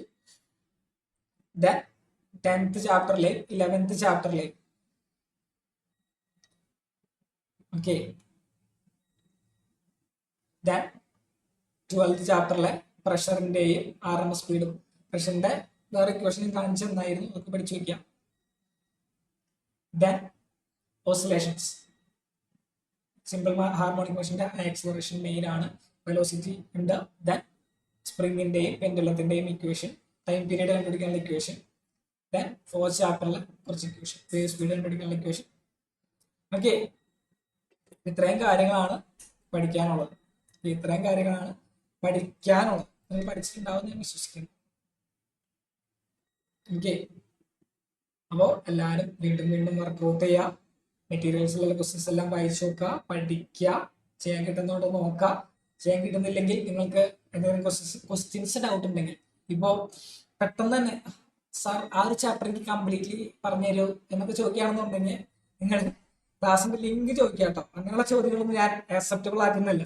അത് എക്സാമിന്റെ തലേന്നായിരിക്കും ആ ചാപ്റ്റർ എനിക്ക് അറിയില്ല എന്ന് പറയുന്നത്. ഇത്രയും നാളെ സമയം ഉണ്ടായിട്ട് എക്സാമിന്റെ തലേന്ന് ആ ചാപ്റ്റർ എനിക്ക് അറിയില്ല എന്ന് പറഞ്ഞാൽ മൈൻഡ് ആക്കില്ല കേട്ടോ. മൈൻഡ് ആക്കേണ്ട ആവശ്യമില്ല. എന്താണ് ഇത്രയും നാളെ സമയം ഉണ്ടായിട്ട് എക്സാമിന് തൊട്ട് മുന്നാണ് ചോദിക്കുന്നത് ആ ഒരു ചാപ്റ്റർ എനിക്ക് കംപ്ലീറ്റ്ലി പറഞ്ഞുതരാം. എന്നാലും പറഞ്ഞുതരില്ല, ലിങ്ക് കിട്ടും തരും നിങ്ങൾ ക്ലാസ്സിന്റെ, അത് വേറെ കാര്യം. ഓക്കെ, അപ്പോ മെറ്റീരിയൽസ് നിങ്ങൾ മാക്സിമം മെറ്റീരിയൽസ് വർക്ക്ഔട്ട് ചെയ്യാം. ഞാൻ ഇപ്പോഴും പറയുന്ന ഒരു റിവിഷൻ ക്ലാസ്സിലെ ക്വസ്റ്റൻസ് ആണ് കൂടുതലും ഡിസ്കസ് ചെയ്യേണ്ടത്. ആ ക്വസ്റ്റൻസ് നിങ്ങൾ എഴുതിയെടുത്തിട്ടുണ്ടാവും, സ്ക്രീൻഷോട്ട് ചെയ്ത് വെച്ചിട്ടുണ്ടാവും. ആ ക്വസ്റ്റൻസ് ആണ് മെയിൻലി നിങ്ങൾ പഠിക്കേണ്ടത്, മെറ്റീരിയൽസിലെ ക്വസ്റ്റൻസ്. നമ്മുടെ ക്രിസ്മസ് എക്സാമിന് മെറ്റീരിയലിൽ നിന്ന് മാത്രം വന്നിട്ടുണ്ടായി. 74 മാർക്കിന്റെ ക്വസ്റ്റ്യൻ പേപ്പറിൽ 65 മാർക്കിന്റെ ക്വസ്റ്റ്യൻസും മെറ്റീരിയലുള്ളതായിരുന്നു. നിങ്ങൾക്ക് ഒരു കാര്യം മനസ്സിലായി, മെറ്റീരിയൽ കംപ്ലീറ്റ്ലി പഠിച്ചു പോകണം, നിങ്ങൾക്ക് ഫുൾ മാർക്ക് ഉറപ്പാണ്. ഇങ്ങോട്ടുമില്ല റിവിഷൻ ക്ലാസ്സിൽ ഡിസ്കസ് ചെയ്യേണ്ട ക്വസ്റ്റ്യൻസ്. വേറെ ക്വസ്റ്റ്യൻസ് ഒന്നും പുറത്തുനിന്ന് വരില്ലടാ, ഉറപ്പാണ്. കാരണം അടുത്ത കൊല്ലം +1ന്റെ സിലബസേ മാറാം. അടുത്ത കൊല്ലം കംപ്ലീറ്റ്ലി മാറാണ്. നിങ്ങൾക്ക് പഠിച്ചിരുന്ന കാര്യങ്ങളൊന്നും ആയിരിക്കില്ല. ചാപ്റ്റേഴ്സിന്റെ പേര് വരെ മാറും, ഒന്നും ഉണ്ടാവില്ല. ആ ഒരു രീതിക്ക് നോക്കുകയാണെന്നുണ്ടെങ്കിൽ നിങ്ങൾക്ക് ഈസി ആയിരിക്കും. അതുകൊണ്ട് പേടിക്കണ്ട. Okay, set. ഇത്രയും കാര്യങ്ങളുള്ളൂ. എല്ലാവർക്കും ഓൾ ദ ബെസ്റ്റ്. A+ വാങ്ങാം. ഞാൻ എക്സാം കഴിഞ്ഞതിന് ശേഷം എങ്ങനെ ഉണ്ടായിരുന്നു എന്നുള്ള കാര്യം പറയാം. ബുദ്ധിമുട്ടാണെന്നുണ്ടെങ്കിൽ ബുദ്ധിമുട്ടാണ്, അങ്ങനെ എളുപ്പമായിരുന്നെങ്കിൽ എളുപ്പമായിരുന്നു, അല്ല ഒന്നും ഉണ്ടാതിരിക്കരുത്. കേട്ടല്ല? Okay okay. എല്ലാവർക്കും thank you. Tata bye by.